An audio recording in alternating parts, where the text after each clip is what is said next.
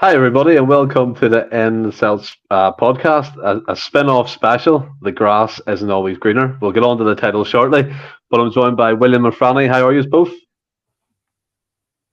Aye, all good, Good, Stephen. mate. I think we had a wee discussion after how good my day's been. It's been fairly relaxed. I thought you two froze there because I spoke and it was just silent. Yeah, no, not again. But coming to you, Willie, I mean, I know we're not going to cover the Scotland match in much detail here, but how was it for yourself? You were at the game. What was the atmosphere like? And obviously the final score? It was good, mate. It's not obviously the atmosphere's nowhere near as what it's like at Celtic Park on big games days. It's Hampden, but I know great result to start off, and looking forward to tomorrow night. Now going along tomorrow night, I'll probably be freezing my balls off, and hopefully we can get a result against the Spanish. 100%, mate. There definitely is some sort of delay between. I don't know if it's me and both of you or me and Willie, or is it delay going on? But we'll get through it. And coming to you, Franny, buddy, how you doing? How was your weekend and your weird drive to Birmingham for a nice day's work? Well, that was a quiet weekend, Stephen, and drove down to Birmingham just for a wee seminar. I think it was a wee bit random, but things you've got to do because your boss tells you to go somewhere. True, mate. True. I've had worse And then Mondays. Let's just say I've had worse Mondays. Coming to the comments, we've got Jaden already, Brown Warrior, Charles Smith, Anthony as well. Good to have you along with ourselves. Do want to say a big thank you to our show sponsor, Sharna. Send out the t-shirts to the guys. I know we had a bit of a kerfuffle who would get them, but they've been sent out. People's received them. If you want 10% off, it's in the code below. Get involved with it. They're a great bunch of lads, great to work with, and I mean, to be fair, they're independent clothing brand, so all the support you can give them would be fantastic. And Brown Warrior comes in. William was a wee bit laggy there, Stephen. You back? Are you in, Willie? Can you hear me? I can hear everything you're saying. That's good. That's good. No, definitely was a bit of a lag, but we'll move on from it. And you may be wondering what we're meaning by the grass is always greener. Basically, this is just going to be an easy-going, fun podcast of players who thought their careers would be enhanced moving on from Celtic Football Club. You could probably name a whole quota of them, but as a podcast, we've come up with between 6 and 7 players. So we're going to get stuck in. And Willie, coming to yourself first, pick a number between 1 and 7. It's got to be Magnificent 7. You going for number 7? Yes, please. So the first player we're going to talk about, if I can get up his deets, is Mr. Joe Ledley. We're going to pictures, no boys. Look at this, the suave. But coming to start with you, Franny, first. Joe Ledley came from Cardiff by all accounts. At Cardiff, he broke in when he was 17, and I think he won a Player of the Year award there while he was there. Came to us with a free transfer, basically kind of exploiting the cross compensation at that time. What was your first impressions of that signing? Because I think back then there was the likes of Tottenham were interested, apparently Liverpool were apparently in for him, a few other clubs like West Ham and teams like that. So all in all, it was a positive signing. I think it was a great signing. I mean, the guy was well sought after, and I was really excited when he came in. And to get like that type of player on a free transfer, it was absolutely brilliant. And then the guy was absolutely brilliant for us when he scored like that header against Rangers and stuff. He just was an old school, loved to dig, and he's probably one of the last few sort of players that you could actually properly shout at. And he was a proper Neil Lennon signing. You see him now; he still kind of follows Celtic and puts things on Twitter and that. But I was really excited when we signed Joe Ledley. I think you look at it, Willie, as well. Neil Lennon, when he first got the manager job the first time, he went through like a stage of signing British-based players like Calvin Wilson, Gary Hooper, Joe Ledley. And you look at Joe Ledley coming in. For me, I was excited the pedigree he had. I know he had a fallout with Dave Jones, the Cardiff manager, and he speaks about that a lot, about that he wanted to move on. But Dave wasn't necessarily wanting that to happen. Then they had a falling out, and his contract was allowed to kind of dwindle down. I mean, just looking at it, he had his debut in the Champions League in July 2010, and he's did what we got beat 3-0 by Braga, so it wasn't really a good result. But to see him in the team and in the squad, it was a bit of for me, a statement signing, getting someone like that up, especially with interest in him. Absolutely, and on a free transfer as well, it was a no-brainer. Like Franny said, he was brilliant when he came in for us. Sounds like he was well sought after, and I'm trying to think back now to the midfield at the time, but I'm pretty sure we had a fairly decent midfield with the likes of Key and Kyle and all the rest of it. So to keep these guys at the team, he obviously had to do something right. And I agree with Franny. He had a bit of steal about goals. Very complete midfield player, and I thought he was great for us, excellent for us. So superb signing, and like I say, on a free, absolute no-brainer at the time. Yeah, I totally agree. For me, like Anthony comes in, love Joe. If you listen to his side of the story, he never wanted to leave, but our esteemed CEO refused to offer him a new deal. Another great decision by our current chairman. To be fair, everything can get brought back to Peter Lawwell, Franny, in some shape or form. We all know it's kind of his meddling in Celtic's football affair, so to speak. But I mean, if I stick on Joe, as you said, the Rangers game, he kind of made his mark. And what I liked about him, as Willie said there, it was energetic. He was box to box. He scored goals. He defended. He had that dig. He was playing with likes of Kyle, Key, Brown. So it was a tough midfield to get into. And by about 2012, 2013, I think he was probably a mainstay alongside Brown, I believe, in the midfield. So again, that's testament to get likes of Kyle and Key out the door, because they did leave the club. I know. I mean, the guy, like you said, he had that British mentality, like what Neil Lennon seemed to like. He liked that style of player, and Joe Ledley just, like you said, got up and down the park, would score important goals. Great left foot on him. It's just something about left footers. It's just they look a wee bit more cultured and things like that. But he was never blessed with blistering pace. But it just was such an intelligent player and stuff, and scored quite a lot of goals from midfield, quite a lot of important goals. The guy for a good couple of seasons was a proper player for us, and really key to what Neil Lennon was doing at the time. Yeah, you could tell Neil Lennon really liked him as a player. He always says that in any conference he used to do back then, how important Ledley was. And one of the games he featured in, and probably quite a few players featured in who we're going to speak about tonight, was the famous 2-1 victory over Barcelona. I remember Franny saying to me a couple weeks ago, you can't win a game without having the most possession of a football. But we proved that. We proved that evening. I never says he can't. I says he don't deserve this. Well, you did kind of say that. I mean, it was our 125th anniversary, I believe, something like that. Yeah. I mean, the crowd was in full tilt. And you look at that game, and there was Xavi, Iniesta, Busquets. I think we lined up with Ledley, Kyle, because Brown was injured at that time.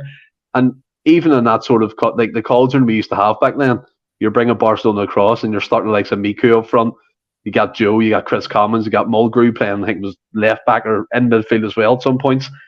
And it does prove that the point that we're trying to make. Neil Lennon's teams were very workmanlike, weren't they? Yeah, I just like Friday night we were kind of talking about Strachan's side, and it's much the same. It's guys that are hard working and not afraid to put a foot in, and Joe Ledley was definitely that. I think he definitely gave 100% every time he stepped on the field for us. And as Celtic fans, like, that's the minimum we ask for. I've always said that about Greg Taylor, especially. He might not be the most talented, but I do feel like he gives everything for the shirt every time he steps out in the pitch. And I think Joe Ledley was of similar ilk. He was brilliant for us in that game. He was brilliant defensively, as was the whole team. Very well deserved to have the plaudits talked about him nowadays, because he was a great player for us. In that team, like we said, the midfield had Wanyama and all that at the time as well, and he's slotting in there and doing the business. Great business for us to get him on a free, and he was fantastic for us the time he spent at the club, and he bought into it as well. You know, he talks about it now. He always talks about. I think he said that he regrets having to leave. The story I heard is a bit different to Tony's, I think, but I think he's another one that's bought into the club and loved it. And like a lot of them say, you don't realise what the club is about until you're in amongst it all. And when you leave, you realise it also. And I think he's done that. But I think he's another one that's just been glad that he's been part of this club for the little time he was. But I definitely made an impact when he was here. It's funny, like you mentioned there about Tony's side of things. We all know Tony loves to believe every player has good in them. Some players want to move for other reasons, as you alluded to there, Willie. We'll come on to why he left in a wee second. But you look at it, over 70 caps for Wales. I think he got like 7 or 8 goals for Wales. He played in the Euros for them, World Cup for them. And you go back to the game, Brown Warrior comes in. Matthews was a left back up against Alves, no less, and that's another Welsh player who was great for Celtic. And with Joe, and it's like an infectious thing with some midfielders. Donati got a tattoo of his on his chest, I believe, the Celtic crest, and Ki Sung Young always speaks about us when he's playing in Korea now, because obviously, there's a link there, so he advised him on the move. And with Rosas, Joe, it's and Mark Rosas, I watched a bit of that charity game they played against Liverpool on the weekend when you were at the Scotland game, and it was just great seeing some of the players. I mean, there were some players like Cy Furry, be called the Celtic Legends, a bit of a stretch. Trevor Sinclair, he never kicked the ball for Celtic, called the Celtic Legend. But the other guys like Jan Vinegar Haslink, you had the likes of Bhoys in goal, Roman Vega come on for a wee brief cameo. It was great to see all these guys playing who you kind of forget about, not in a bad way, but you move on from that time and that generation. But to see them on the pitch and gracing the pitch, and we're missing the likes of Henrik Larsson stuff in that game, and they have obviously we've seen the I scenes. think Joe Ledley played in it as well, did he not? Joe Ledley played in it, yeah, he did. Joe Ledley played on it, still being that marauding midfielder we all know him to be. And you look at it, I mean, the scenes, the Steven Gerrard celebration, you knew it was going to happen. Obviously, it's going to happen. And to be fair, like, who really gives a shit? Do you know what I mean? It's fucking, he's not a part of Scottish football no more. But Franny, even playing in that Legends game, Joe Ledley, would you put him down as a Celtic legend, or would you just put him down as a great contributor while he was there? I think it was, as much as I think it's got to be a great contributor. It's all like that. The legend thing gets bandied about a bit too easily at times. I think there's no denying what he done for us and how well he contributed, like you said, Stephen. But I think legend would be absolutely pushing it. I mean, I'm not saying you need to be here for a certain length of time, but I think there's got to be a wee bit of longevity in you being to come into the legend bracket. That's a winner, Brian. That's a winner. I think because what was him? How long was Ledley here for? Maybe 5 years. I can't remember. No, I think he was there until 2014, maybe 4 years. I think. 4 years. So as I say, I don't think you need to be there. I don't think there's a certain time frame you need to be there, but I think there needs to be a wee bit of longevity before you can come into the legend bracket. But take nothing away from the guy. He was great, a great servant for the club when he was here. Yeah, and another game he played a vital role in, Willie. I mean, he's played in lots of games. And by the way, big shout out to the Celtic Wiki page. I needed something that give me stats and give me research. Them guys who do a job there are fantastic. Anyone who wants to search a player or details, type in their name followed by Celtic Wiki. It's unbelievable. Another game he played a vital role in, by the way, was the 3-0 win on the Scottish Cup final 2013 against Hibs. So again, another guy steeped in trophies with Celtic, Willie. Yeah, absolutely. He was a stalwart for the team at that time as well. It was just a fantastic player for us. I agree with Franny. I think legend gets thrown about a bit too much. I know that it's obviously not Celtic legends. It's just to pitch the game. But I think there's only a small cluster of people that should be touted as legends for the club. And I wouldn't put Joe in that category, but he was a massive player for us. And with regards to the Gerrard thing, the fans the Celtic fans should be ashamed of themselves because they were all trying to pelt him with stuff, 100%. They missed the target more than Celtic in the Champions League this year. Not one. I thought you were going to be serious for a second there, man. No. I'm sort of going, I agree with you. Missed the target more than Kyogo in the Champions League this year. Not one of them hit him. I know. When I was watching, I think I caught from like the 30th minute, and he got the penalty. I think it was, who was it dived in? Was it who? Sorry? Darnell Day. Yeah, Darnell Day. He dived in, and I think it was on Skirtle. He was doing a turn in the box, and then, Stevie G's picking up that ball. He's going to fire it in, and you obviously what he's trying to do. He's trying to wind up the fans. That's 100%. But again, I don't condone anyone throwing shit. I looked like glass battles as well. At some point, we're getting chucked onto the pitch and other stupid things which shouldn't be happening. It was a charity game. Let's keep it to the charities. But we'll move on. Franny, to the time he left Celtic, he went to Crystal Palace in a £1 million deal, which was again shambolic. To be fair, for us, and records and transfers is quite incredible, really, when you see it. He signed off to the support by saying, "Best fans ever, will miss you all." How would you sum up his time at Celtic Football Club? I like I just say that a good contributor. I think he can be proud of his Celtic career and stuff. He had big moments and contributed a lot of games and stuff. But it was one of the ones that I don't know. Maybe it was just the lure of the Premiership why he left it. One last crack at his last big move.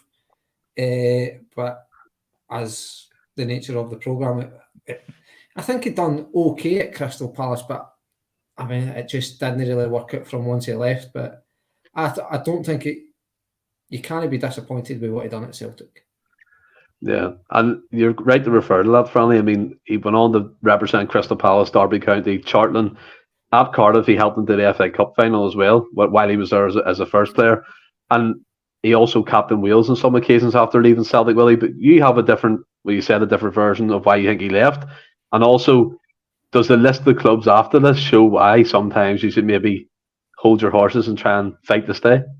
Absolutely, but I think Joe's like the people in the comments might correct me if I'm wrong, but I'm pretty sure. This is just from memory, so it might be completely wrong. But I'm sure I read that he and it was quotes that he didn't really want to leave, but it was kind of a last minute in the window. Palace came in, and he was like, and I know I'm sure that powers that may be at Celtic maybe did give him a wee push, but I'm not so sure it was like you're gone and that's it.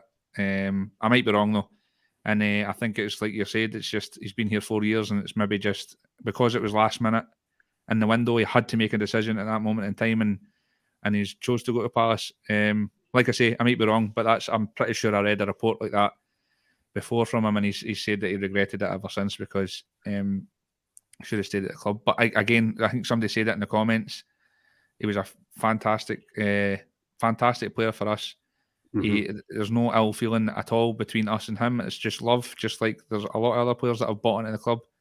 And he's always welcome back with open arms whenever he has come back. So, I mean, I think I seen him on a podcast. It might have been an open goal or whatever, and he said he went to the training ground. I think it was the last day of the window, and he was pulled like to one side, and he was told he's moving on, but he didn't want to go, like you said. And all right, okay. The deal, I think it's something like that. Again, it could be wrong, and I think the deal got accepted, and his bags were packed, and off he went to Palace. But I mean, to sum up from my end, I think I love Joe Leddy in a Celtic shirt. I think he epitomised what we all like to see: hard-working, goals, defending, and we've probably had to compare him to a modern day Celtic player. You would have to say the likes of on an off scale here. I'm not saying skill wise, but work rate of Rio Atate and the doggedness of like a Scott Brown, that type of thing, because he gets stuck and he wasn't afraid of a physical battle.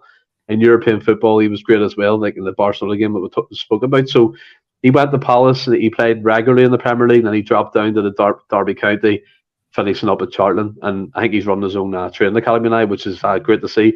I've tried to contact him a few times via Twitter, so if he ever hears this, we'll want you on, Joe, for a chat on the off chance you listen to the Endless Celts podcast. But Franny, pick a number between 1 and 6.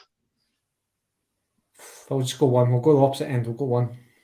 Go 1? Okay, so the next player we're going to be speaking about is Fraser Foster, the Great Wall himself. There, man. That's why I think that's a good picture of him, though. Oh, I don't know. But start with you. I mean, we'll do exactly the same thing with Joe. He came on loan. I think it was in the first spell of Lenny. I think it was 2010 when Lenny got the job. He came on loan, kind of plug the gap with the goalkeeping department. Yeah, 24th of August 2010, 1 year loan, then an extra year. Then he signed permanently in 2012 for $2 million. What did you think of him when he first came in? Obviously, not much experience playing with Newcastle. I think he played maybe 1 or 2 games, and he was on loan to a few clubs, and he came to Celtic. What was your first impressions of him in a Celtic goalkeeping shirt? I think if memory serves, it was a wee bit an indifferent start. I don't think he was the keeper we all remember now. I think he was certainly his distribution. It never really got much better, but I can remember it being really terrible when he first came in. I think shot stopping was still okay, but commanding his area and things like that, I don't think he was great. But you could put that down to he was a young laddie when he came in. I think he was only 20, 21ish. It was fairly young and in goalkeeping terms and stuff, and hadn't had much appearances. So it was one of the ones who were like, I was unsure. Obviously, knew nothing about the guy, but for off, obviously, you like seeing a keeper like we've all said, Joe Hart. We know what he brings, but Joe Hart, like Fraser Forster, he's a big commanding guy, but always maybe a wee bit lazy when you think about it. With a keeper, just you always got a wee bit more confidence in a keeper when he's big in stature and things like that. But I don't think he had a great start when he first came in, but by God, what a keeper that boy turned it to be. Yeah, we'll come on to some of his great games as well, Franny, most notably again against Barcelona. But coming to you, Willie, I mean, Brian Warrior brought up a great point. I was going to actually touch on that. We signed him when he was Newcastle's third choice goalkeeper. I think that just speaks volumes of where we were at in the transfer target side of things. I think he had a season on loan with Paul Lambert and Norwich, and he caught the eye. He came to us to replace Arthur Borich. So straight off the bat, it was big pressure on the young guy's shoulders. Yeah, I mean, when they first signed it, obviously, like yourself, I didn't know much about him, so I wasn't too overly excited. But like Franny said, after his tenure, or his 17 tenures that he had with us, he was colossal in his time with us. But like you say about us being in the transfer department at that time, it also shows, if you look at it, flip the coin, the other side, it also shows you don't need to be spending 10 million to get a good keeper, and he was as good as anybody we've had in the last 20 years, I would say, anyway. I wasn't too excited when he first came. Well, not that I wasn't. I was excited either. It was just kind of one of those, you don't really know too much about the guy. But he was an absolute mountain. He must have made that goal look really, really small standing in there. I also remember when he's sitting in the studio with the guys after, I can't remember what game it is, and it looks like the scene for Elf, where he's about 3 times as big as everybody in the studio with Neil McCann and all that. Absolutely hilarious. But he was absolutely superb. I would go as far as saying he was our best keeper of the last long time. Possibly my generation. When I was younger, the keepers were fucking terrible. Well, fuck. Just looking back, is he even better than the Holy Goalie? I would say he's a better keeper. I would say that Borich is obviously more well regarded at the club, and I love him because of the Holy Goalie stuff and that. But ability wise, I would definitely say that Big Fraser Forster was a better keeper. Fuck. That's I mean, to be fair, like with Big Fraser, he was the tallest player. I think that was his stat as well in the SPFL when he first joined. And I kind of remember what you're talking about in the studio in the Celtic TV, was it? No, it was Sky. It was on Sky Sports. Sky. It was like Neil McCann and that sitting, and he just had all the kit and everything. It's like the scene for Elf. They're all tiny, and he's just like this. And it's the way the camera was as well. Obviously, he was at the front, and they were further away, but it just made him look like it's one of the most funniest stills you'll ever see in your life. And Neil McCann's going, "Good luck finding your dad, buddy." But coming to you, Franny, I mean, to be fair, his first season, not really much things to speak about. I think he made his debut quite early on. Red card against Rangers in a 2-2 game. Fast forward to the summer of 2012, we got him back we had him on a rolling loan deal until then. And then we come to the game that he's probably most famed for at this precise moment. And that's the game again against their old foes, Barcelona. And Messi, what was it? He kind of spoke to him about the Grande Muralla, the Great Wall. Some games Fraser Forster played in, he was absolutely incredible. And I get what you say, Willie. For the keeper, probably the best shot stopper, maybe. I would give him that, this best shot stopper, best kind of clawing things from the top corner. Unbelievable. But Franny, what's some of your memories of the big man? Because there's plenty to talk about, like. Oh, there is certainly plenty to talk about that Barcelona game. It just got in the way. I know Messi obviously scored it on, but it just felt like he got in the way to absolutely every shot. Like, and sometimes like keepers will have days that there's no denying he was a really, really top keeper. And when you're on your game, some things will just hit off you and deflect off you, and you just seem to get in the road of everything. And it was almost a bit like Peter Schmeichel in the sense that when he would come out, he makes himself tall and the arms are just spread out, just spread out his body well and things. And it just, like what I said, he must have made the goal look so small.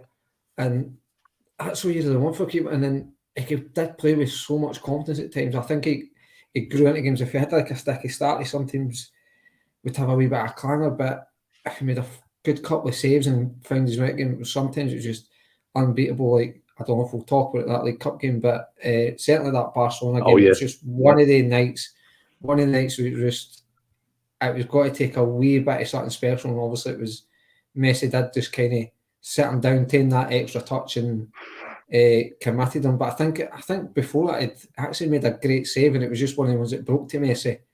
And then like Fraser Forster's trying to kind of just react to the second shot. But what a keeper when he was on it more times than not. But some of the games against teams like a Barcelona where we were under the cosh, you were like, how are we not getting scored? Like the scores could have been ridiculous in a couple of games if it wasn't for him.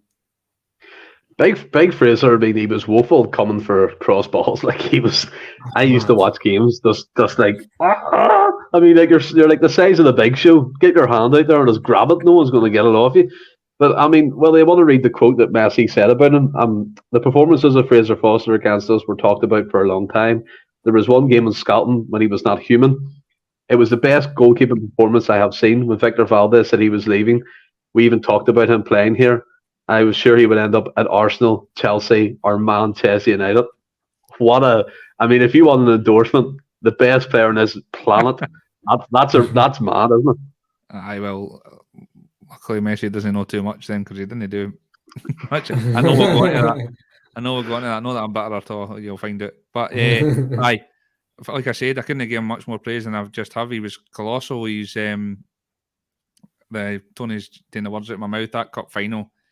I mean, strikers win you games and midfielders win you games. There's no often you talk about keepers winning you games, and he won us that final. Julian got the goal, saved a penalty. He's countless saves, and I know the one like miraculous saves. A lot of the strikes were, but still had to be made, and he like that was another colossal performance. And I think it's that picture you've put up at the start, that game in particular. And for me, he won us that trophy that night.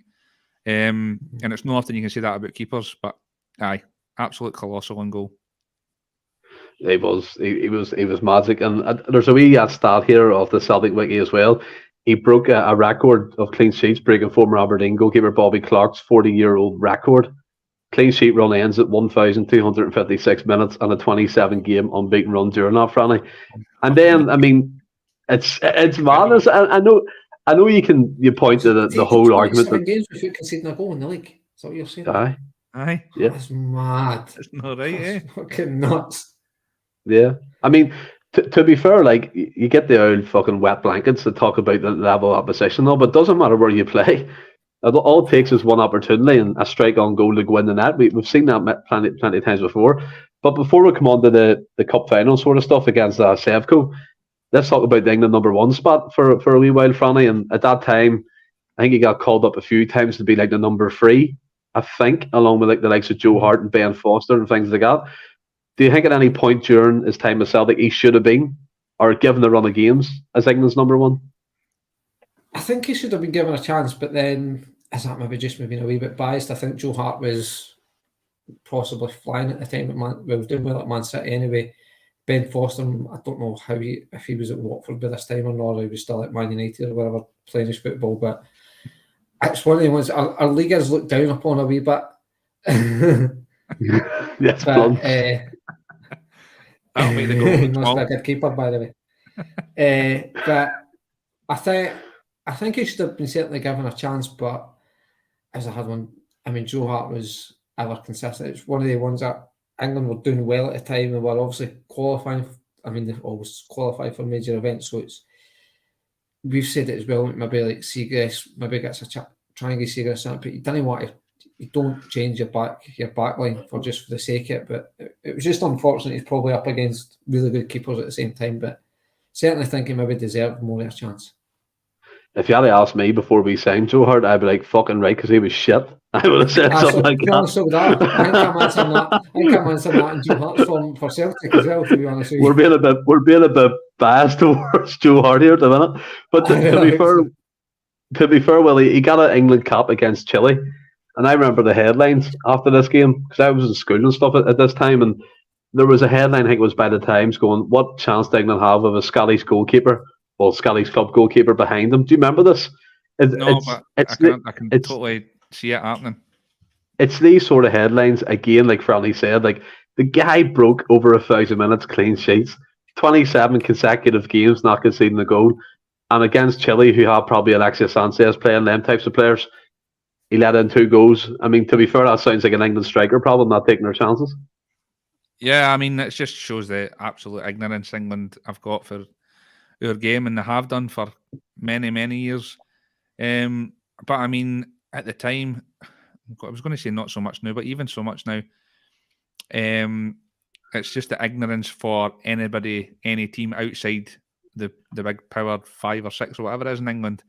There's been many, many players that have been more than capable in playing for a country, but because they play for a Southampton or an Everton or something like that, if they guys were at Man United, they'd be getting called every tournament or every squad that's getting built. So I just think that English games, and it's just absolute ignorance. We've seen it with we've seen it in the past where they were struggling in the left wing, and Alan Thompson was doing absolute wonders for us for season after season.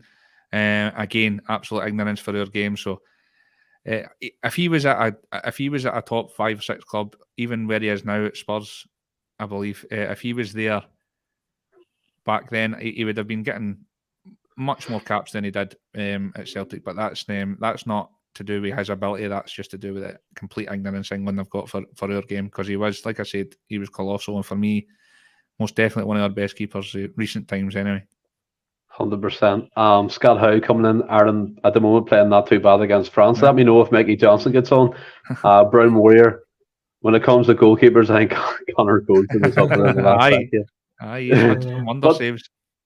Just a quick fire question to you both, and I'll start with you, Franny. Willie spoke about him possibly being our best goalkeeper in his generation or the span of the SPFL.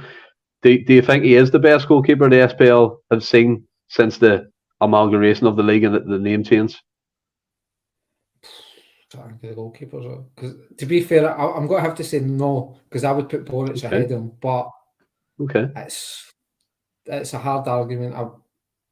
To be fair, if I've got a choice, if you're telling me it's Fraser Forster, then I'm as in goals on the board. But personally, if I was picking one of them, I'm picking Boric. So we'd have to, without actually thinking of the goalkeepers, I suppose the answer's no to that. So would you say Boric then in your lifetime's the best in the league?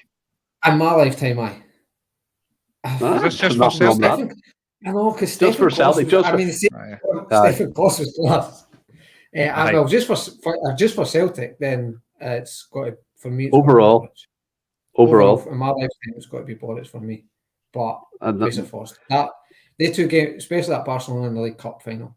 Forster was ridiculous the 2 games. Single-handedly, Willie kept us in both games, and you give Big Foster some praise there.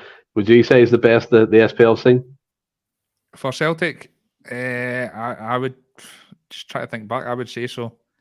In my youth, it was there was some horrendous keepers. I'm not saying Boric is a bad keeper. Boric is right up there as well. I just think if you're comparing abilities, and it's not to do with obviously Boric is an absolute cult hero at Celtic. I loved him, and I loved everything he did with us.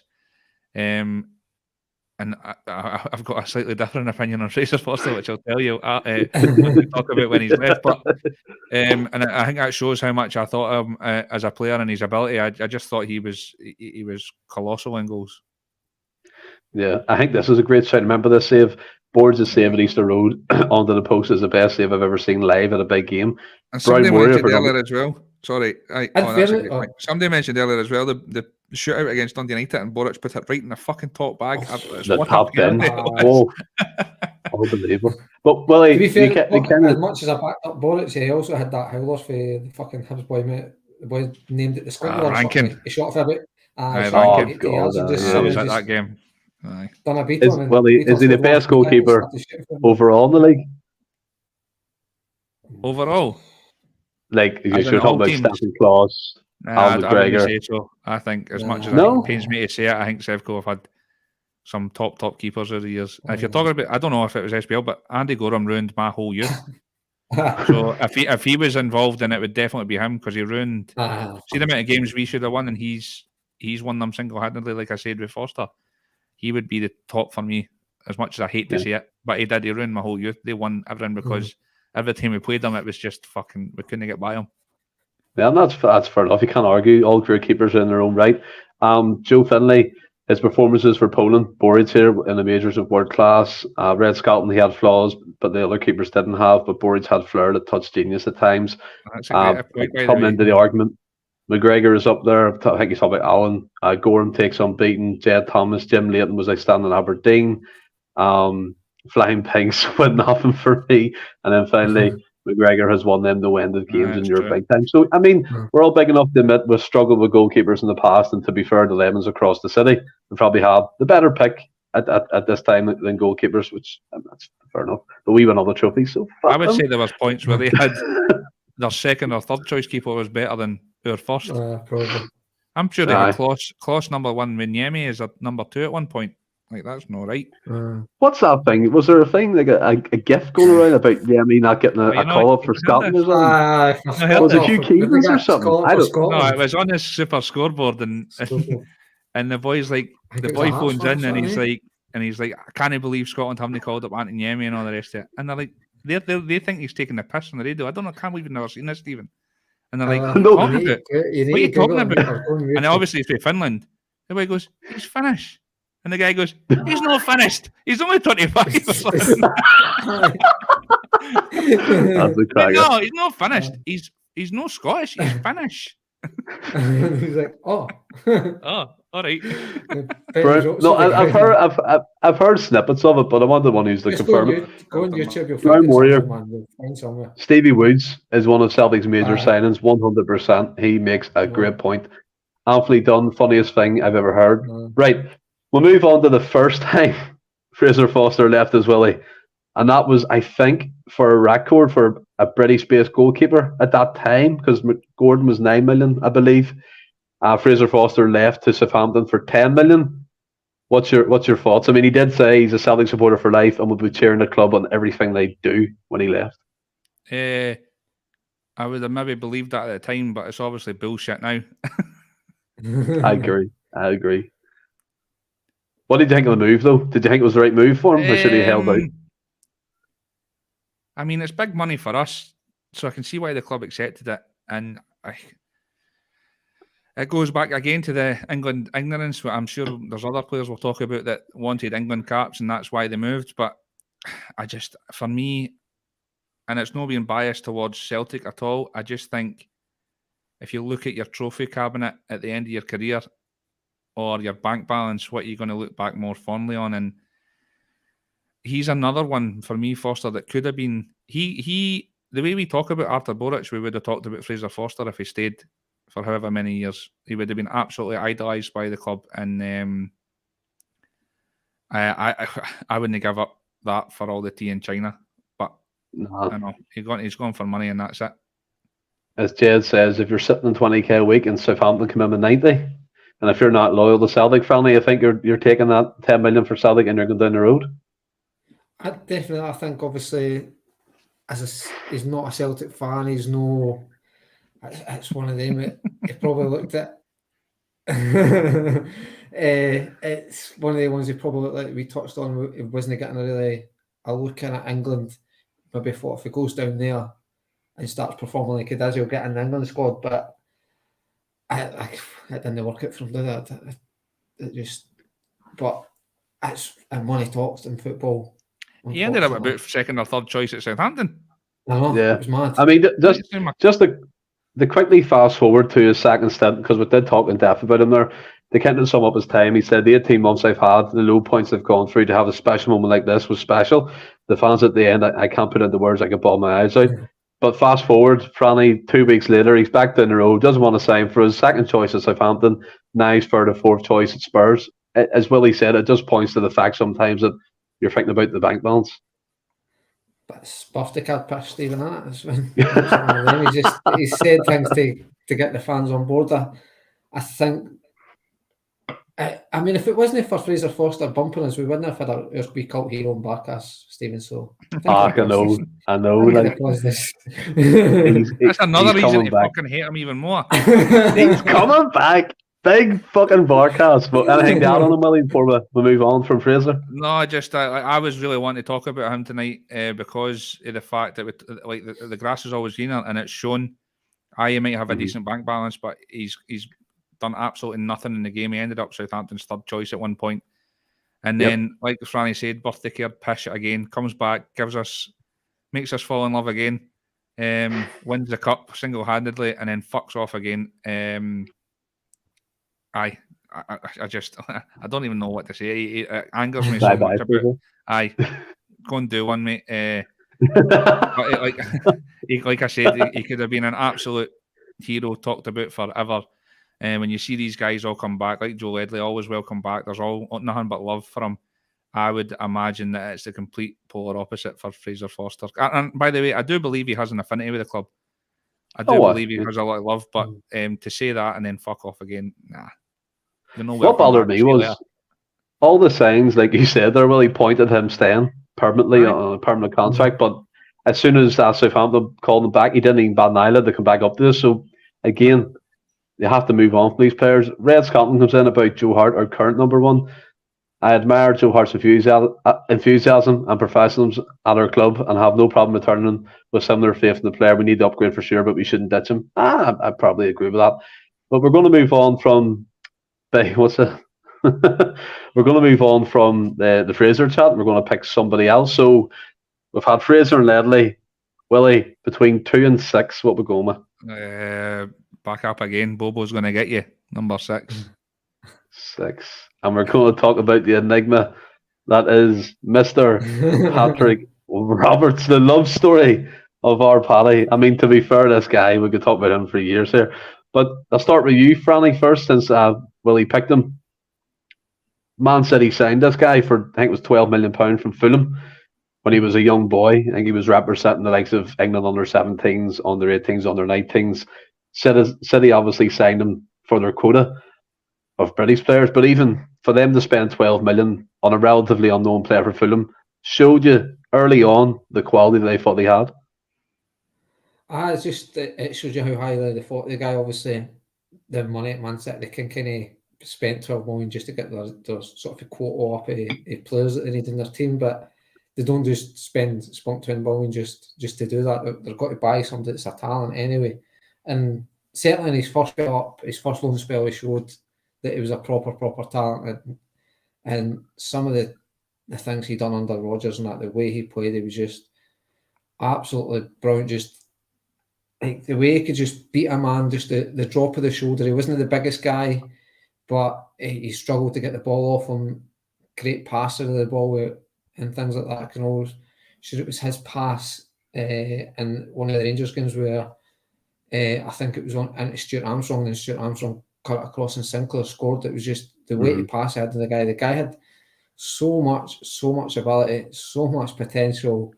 If only, like we've said, if only it could just. Hindsight is a wonderful thing, especially with a guy like Paddy Roberts when you look at his career now. I mean, the grass isn't always greener. It shows you the types of player, Willie, that we had before who thought the move away would do them good, and that's why we come up with the idea of the podcast. I think it's been a great chat so far, so thank you all, and thank people in the chat as well for getting involved. But in his first spell, in January onwards, he had 12 appearances and scored 7 goals. He scored against Hearts and 2 doubles against Aberdeen and Motherwell, I believe. And like Franny said, it was a straight battle on that right-hand side between him and Forrest at that time, because Forrest was coming on the game. We all know he played his best football under Rodgers, but it was quite an achievement for a young Paddy Roberts to come in and fight tooth and nail to get that position, because he started off with the under-20s and quickly bumped his way up. Aye, no, definitely. I mean, I think his first spell, he was very good, fantastic. But I wasn't as blown away, to be honest with you. I thought he was a good player. Thought he had great flair. I thought we talk about the Celtic way and its wingers and flair and all the rest of it. He definitely had that in abundance. And like Franny said, he had an eye for a pass as well. But he was just not so much in his first spell, but I just thought he was a bit too inconsistent for me. And I preferred Forrest at the time. So I wasn't as disappointed to see him go. I think I would have obviously loved to have kept him, but I think he might have been, I think somebody used the word overhyped. I would probably agree with that. And that's not saying he was a bad player. I thought he was great for us, and he would have been a fantastic addition if he did stay. He did have a lot of quality, like you say in that first spell. Was it 7 goals in 12 games? 12 games, yeah. That's not bad coming off the wing, is it? No. He was a proper talent, and the relationship he built with KT off the pitch as well was something nice to see as well. But top talent, but it's not one that broke my heart. Yeah, I mean, just to come to the comments, Scott Howe, best bromance ever, him and Tierney, Kevin 14, the coin has definitely affected Paddy's career. He's rich, but we were his high watermark. Anthony Dunn, a hero in the invincible year, unlucky with his injury in his second spell to an extent. You have to admire self-belief, but he was never making the grade at City. He could have been a legend here. Are you off the thinking of that, Franny? I mean, you were the one who was hyped up there about him. For me, I think personally, he reminded me of like a Paddy McCourt, but with fitness. He had that type of low centre of gravity. You could take a player on. The amount of times he finished in the top bin. I know we talked about Bhoys putting one in the top bin, but Paddy Roberts could do it for days. Do you think, on the line of Anthony's thinking, could he have became a club legend if he buckled down and just signed a permanent deal? No, but I think I'm speaking the benefit of hindsight, because I think what he's shown is the type of character is. I think he would have had maybe 2 good seasons at us and fucked off for the money and stuff again, and like he might have still had the career he had even if he did sign for us and had the good season, because as much as I thought it was brilliant, the second spell for Bloody Forest was dynamite that season. Forest kept him out the team, deservedly kept him out the team. I know he had a couple of injuries, Roberts, but there was no chance he was getting ahead of Forest that second season. But nah, I don't think he'd have stuck around long enough to be a legend. I think he was maybe 2, maybe 3 years with the guy. Yeah, and I think as well, whether you look at it, Donny Boy said he wanted him to go elsewhere to have standard in the SPL. I mean, you could say that, but in his second spell, he actually scored a cracking goal against Manchester City down at the Etihad, I believe it was, like a solo goal coming from the right-hand side, and he bagged it in. And then he also, to point to his commitment, rejected the chance to represent England at the Under-19 Championship to help Celtic in that season. But unfortunately, that's true. And unfortunately, the injury got better of him, and James Forrest kind of showed his worth then, because we were waiting on James Forrest to click, and that season he just went, bang, this is my spot. Yeah, absolutely. And like, it's possible that James Forrest wouldn't have found that extra gear if he didn't have somebody as that quality pushing him for that spot. That's a great point. And and is he permanent now? Is he at Sunderland permanent? Yeah, I think he's at Sunderland permanent now. So it looks like he's found it. And I mean, they're a decent sized club, so it's taken him long enough. But fair play. I think it's a bit strong saying that if he stayed and continued doing what he was doing, he could have become a legend. I don't know. I just think he was a bit overhyped. He was just far too inconsistent for me. I think when he was on, he could completely change the game, but when he wasn't, he was just an absolute passenger. So, I wasn't too disappointed to see him go, but I do think he was a top player. Brown Warrior comes in, Willie, comes straight back to you. Abada or Roberts? It's hard to tell because... That's a great question. That's a great question. Well, I suppose, listen, Abada's he's had a couple of years here now, and I think he's done more in his time than Paddy Roberts did. I think he's definitely, and I think he's definitely a better prospect, talent-wise. So if it was a choice between the two, I would probably plump for Abada. It's a great question, Brown Warrior. I mean, you look at it as well. To be fair, two different players. Abada's like a goal scorer. He gets in the right positions at the right times, and Roberts was more a playmaker or a flair player. Yep. I mean, Anthony Dunn comes in here again. Roberts every day of the week for me, and I love Abada. I mean, big shout from you, Anthony. To be fair, like Abada, like you said, Willie, totally different player profiles. He's more of a runner, a sprinter. And gets into the edge of the box, cutting in with that run. We have seen him sit down, bar sit so many times on his arse. And then Roberts was elegant, Franny, take players on at his own leisure, go back and do it 2 or 3 times if he wanted to. Who would you have? I think I'm going to go Abada, just as much as I really rate Roberts. I think I'm going to go Abada. I just think he'd probably fit the system. I don't think Abada. I don't think Roberts would track back and work as much as Abada would. And I think Andrew's shown that in some of his signings. You don't need to necessarily have all the flair in the world. I know guys like Jota or Aylan, things like that got it, but he wants workers first. He wants good guys in. And as much as I like Roberts, I don't think he had the attitude to succeed in this team.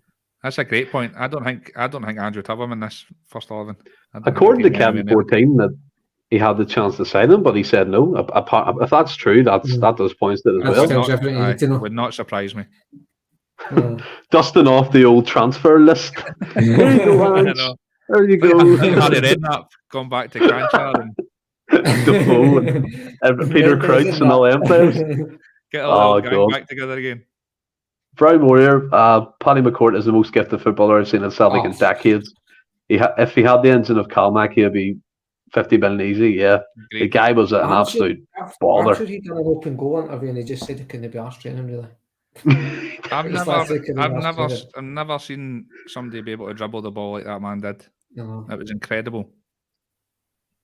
Interesting that you said that, Joe. I kind of disagree with you there. I mean, we'll talk about when he leaves now. You're saying he shouldn't be on the list. He's at a good standard and earning more. But to get to where he's at now, let's go through it. He moved to Spain, Girona, Manchester City's feeder club on loan. Barely featured, got injured again. Went to Norwich after that, 3 appearances on loan, did nothing. Middlesbrough, loan, 18 appearances, half decent. Derby, on loan again, 15 appearances. And the worst of all for me, he went to France and played for a club called Troyes and made 1 appearance. And now he's ended up at Sunderland, where he's been there 2 seasons. And I think this is the most settled he's been. They're in the Championship, I believe.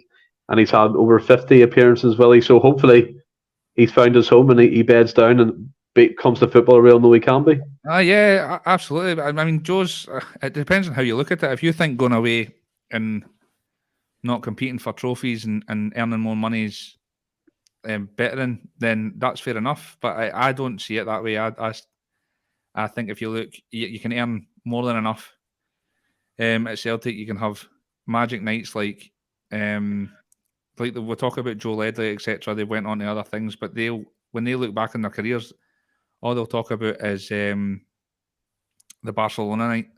It's the one night that'll stick in their mind. And I mean, you're not getting that if you're playing away at Bristol Rovers on a fucking Tuesday night. So for me, the way I look at it is the grass isn't on the greener. And like you said, it taken him 3, 4, 5, 6 loan spells before he went there. And I don't think playing at Sunderland in the Championship is a better standard than competing at Celtic, especially in this team. No. I think as well, Scott Howe, France has scored. Brian Warrior comes in. Managers clearly didn't fancy him friendly after a spell with Celtic. And you look at it, to be fair, that Patrick Roberts, all the talent in the world, probably injury prone during them loan spells, was probably why most of it didn't work out. But for his age, like he's a bit of a journeyman. So let's hope he's settled there for him. Well, that's all. I mean, you don't know what to turn into Colin Kazim Richards and ends up with about 20 odd teams in that. But I mean, the guy, what is Paddy Roberts? He must be mid to late 20s, and like you say, 26, 27. That's nuts. And to have that many clubs in that short period, it just tells you everything you need to know about the guy. It's just as kind of like a bit of journeyman's team. But hopefully his settled because he is a good player and. Hopefully kicks about at Sunderland and maybe actually gets another move like the Matt. Obviously, he'll probably never end up at another club like Man City, but gets another big move that his talent deserves. But I think when you're bringing the 6 clubs to eventually end up at Sunderland, if you go for Celtic to Man City, well, we're going to Celtic to Man City, and it takes you 6 clubs to end up in Sunderland, which you probably got there off the back of his contract running. I think that tells you all you need to know a little bit why the grass isn't always greener. He plugged the name of the show perfectly there, Franny. I love that. Love that thing, man. Joe Finlay, Paddy McCourt should be top of the list. Total waste opportunity not taken seriously. The reason why Paddy McCourt isn't in, to be honest with you, Joe, this is about players who've moved on, who thought a move have furthered their career, like likes of we spoke about already, Fraser Foster down in England, other players coming up. So Paddy does kind of faded away and ended up in the Irish League, and I think now he's like chief executive of Derry City, where he's from. So he's making a name for himself in in them circles, and we all wish him the best.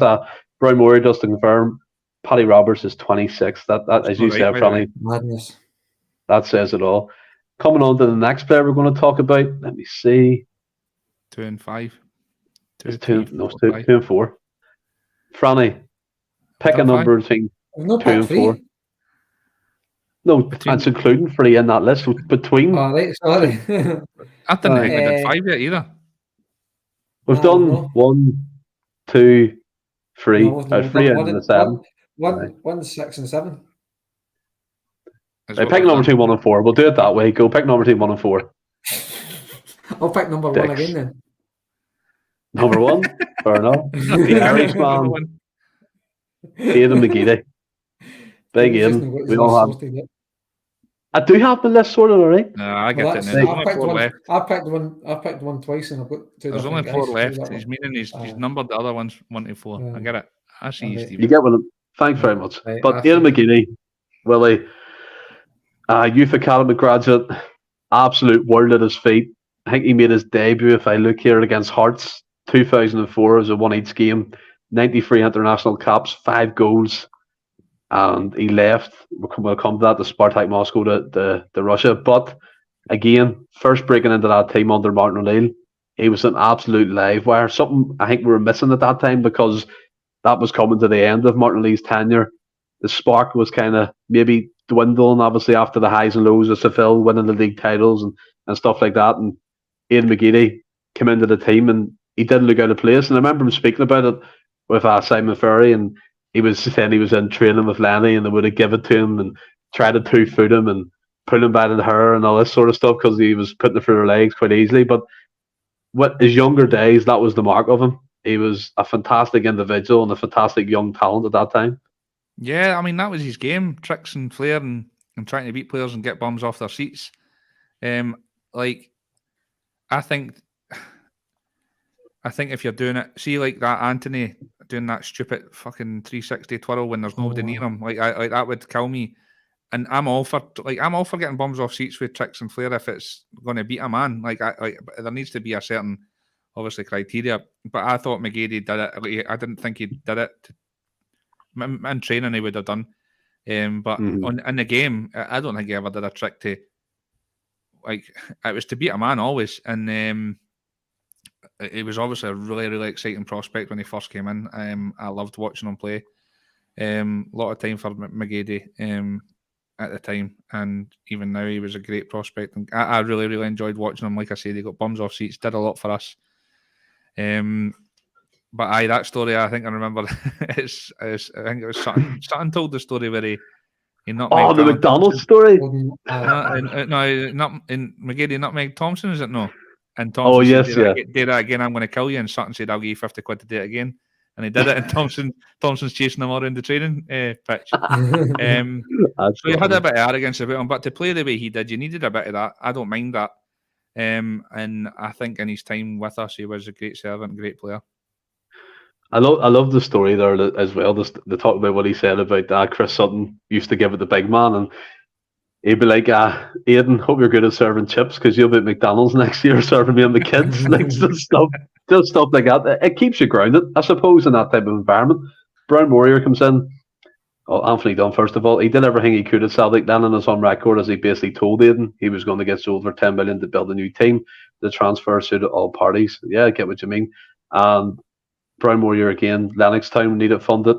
So again, there was ups and downs in that transfer fee, which we'll come on to. But just again, a brief overview of McGeady of himself before we get into it. I used to remember when I was younger practicing that McGeady spin, with the ball all the time. I think it's even named that, to be fair, the McGeady spin. Like Willie said, like the games he came on, I was so excited to see him. I used to love seeing him on the bench or starting games, because you knew what you were getting, just fast, just tricky.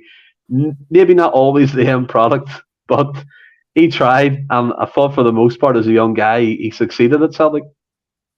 Oh, I definitely a really good player who had a really good Celtic career and stuff. And I think he actually scored in his debut against Hearts as well when he came on. But I just full of the flicks and tricks. But like what I said, they were never done for the sake of doing a trick. He'd done them for a reason. It was usually to try and beat the guy was the type of player that would get bums off seats. I can remember when the season Scott Brown came in, him and Scott Brown, he was a wee bit more attacking at that stage, Scott Brown, and the two of them were brilliant together and stuff. Scott Brown's had a couple of tricks up his sleeve even then and things, but I hated McGeady was a proper player, real mercurial talent. Like I really rated him. Like he was really good. Had that wee bit of pace, just a quick feet. Like you said, didn't he? Maybe not the best end product, but like majority of the time he had a good end product. But sometimes like, crossing something wasn't great. Passing sometimes wasn't great. And then I think sometimes what let him down against Rangers, like Kirk Broadfoot ran like for some reason always seemed to hit his number, which is the weirdest thing ever. Like, you could see him like turning guys like Nesta inside out and comes up against Kirk Broadfoot and struggling. You're like, what you're playing at here, man? But I really top player, and like I say, I can understand why he left at the time, but that was a weird one. Got to Russia. Very weird one. And to be fair with you, Willie, you're a very patriotic man. Let's be fair. You love your Scots national team, and one of the most things kind of clouds that hung over McGeady from a young age was the whole national side setup, and it came to be his not downfall, but everyone targeting for him because he picked Ireland and stuff like that. But he gave his reasons why, and I think we should all respect that. But where did you stand on it at that time? Obviously, I know your allegiance is at Scotland. You love the team. You're there all the time. But what did you think of his decision at the end? Yeah, I can remember being disappointed, but I wasn't to the point. I don't know if you've seen an interview of him recently where he talks about it a lot, and when he gives his reasons, you're like, you know what? He got a lot of stick that he shouldn't have got. And he talks about James McCarthy and all the rest doing the same at the time, and they never got half the stick that McGeady got. And I think that ended up being the downfall and one of the reasons he was leaving. I know that it was like, again, Tony's saying he was pushed out the door, but I think that there was a part of him that kind of wanted to leave and get another culture because he's inside this goldfish bowl, and he was a big target for a lot of people, to be fair. But just to go back to him and watch, I say bums off seats. Every time he got the ball, you were excited because he only had one thought in his mind, and that was to run at the fullback or attack. And it's something that I think we lack a little bit in this Angie's team. I know it's all about recycling possession and stuff like that, but I do wish sometimes when we're on the wings. That's why I love Jota, because he's another one. It's same of the McGeady ilk, where when he gets the ball, he's wanting to run at players, and I feel like we lack that sometimes in our team and Angie's side. But I mean, there's players right throughout countless generations that have done that and got bums off seats, and he was definitely one that did it at Celtic Park. To be fair to you, I got another podcast we'll probably discuss it. I think there's probably room for another pacey winger at Celtic with their actness like Jota to take them on. I totally agree with you on that point, Willie. And you look at it, you referenced the whole point about him getting bums off seats. He came from a generation that had the likes of Lubo, Petrov, Larson, Sutton. It was hard to follow them guys, and obviously in that Strachan team, Franny, like, it was downsized to a certain extent. You took away all them characters, and you were left with the likes of McManus, Caldwell at some points, Lee Naylor come in, Paul Telfer, 37 years old. And I mean, you look at Nakamura, what a signing he proved to be. Hartley, Brown, you could name them off the top of your tongue, but there was very few, I would say, individuals, apart from maybe the likes of Nakamura and McGeady, that could get you as excited for a football match to watch it. And you look at it, I remember the time, do you remember Tommy Burns sadly passed away, and it really affected McGeady? There was an interview where he was crying, and it was after that Dundee United game, how much it meant to him and stuff. So you could see, like, in the teams, and his reported problems with Gordon Strachan is there for everyone to know. And I never understand why Strachan didn't like him, and it pissed me off that time when he bought Willow Flood and dropped McGeady out of the game to play Willow Flood in a vital Glasgow Derby game at that time, and it was just proved to be absolutely awful tactics from Strachan at that time. But McGeady was I can't even say it, was a real talent, mercurial talent, I'm trying to say. And I think, to be fair to him, like, the European games was when he shone most of all. I mean, AC Milan, Manchester United, I mean, Barcelona's back then as well. He was just magic in Europe, wasn't he? Oh, it was absolutely super. Like, it was, to be fair, him and Strachan didn't have a great relationship. If you listen to his, if you watch his interview he done with Cy-Ferry and stuff, so but Strachan always turned to him in the big games, and they didn't come any bigger than some of the European nights, and 9 times out of 10 McGeady turned up and stuff. He's even got a few goals, but it's like what I said, he liked to beat a guy. That was his first thought, is get the ball, commit guys, beating them and stuff, and you've got to admire that kind of confidence in a guy. And then even if you don't get by a guy, because he still wanted it, still wanted to try and go by a guy. It was like I didn't get by him first time. He was like, well, I'm going to prove I've got the better of you. I will get by you. Trust me, I'll have you on toast and stuff. And like say, guys like Maldini and that said how good he was and stuff. It's that AC Milan game. The times he played them, the guy was absolutely ridiculous. Like just doing that wee flick where he sort of just does like a wee spin, but just flicks it away and stuff. It's some of the tricks he could do in that. Like you maybe tried them out in your garden and nearly broke your ankle and stuff. But the guy was a top player for us, and a guy that I really loved enjoyed to watch. Yeah, to come to the comments, Jay Thomas, he only got stick because he played for us. Lennon only got hassle from the Northern Ireland fans when he signed for Celtic. The press never watched, called it out. Camp 14, Ireland showed faith in him and he stayed with them. Celtic wouldn't let him play for school. It snowballed from there. And then McGranaman comes in. I'm a big Ireland fan. You know my views on international football. It's the most annoying thing in the world. Unless it's a major tournament, these friendlies are crap.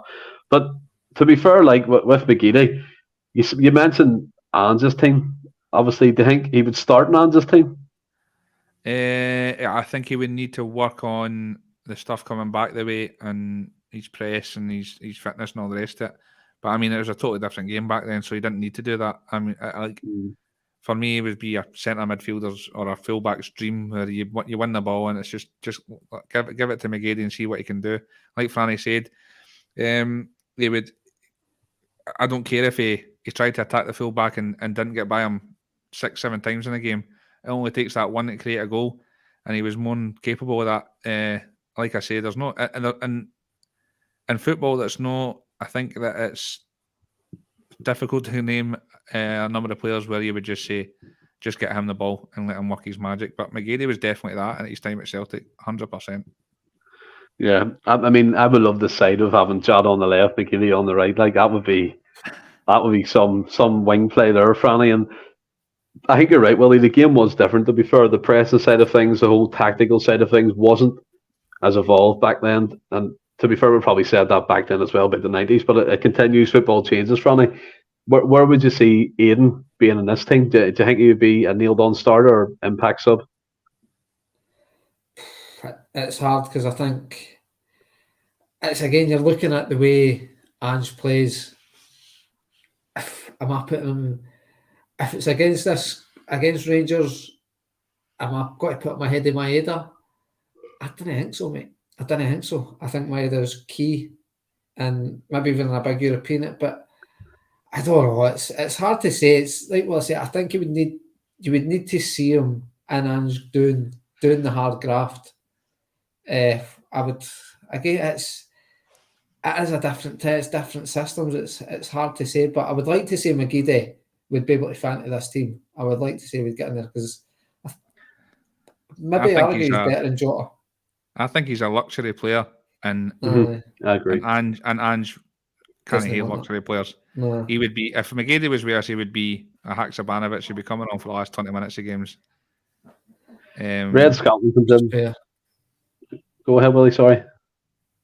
No, I was done.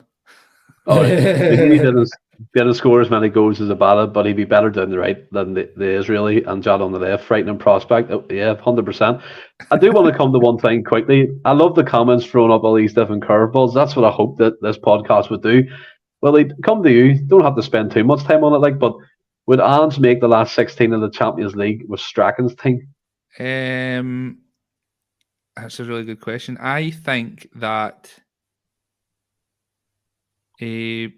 possibly, but only because I felt like that team was a team full of workhorses that would non-stop. I think Barry Robson would be great in an Ange team, and at number 6 because he would just because he'd never stopped. Ankle biter, great in a challenge, great passer.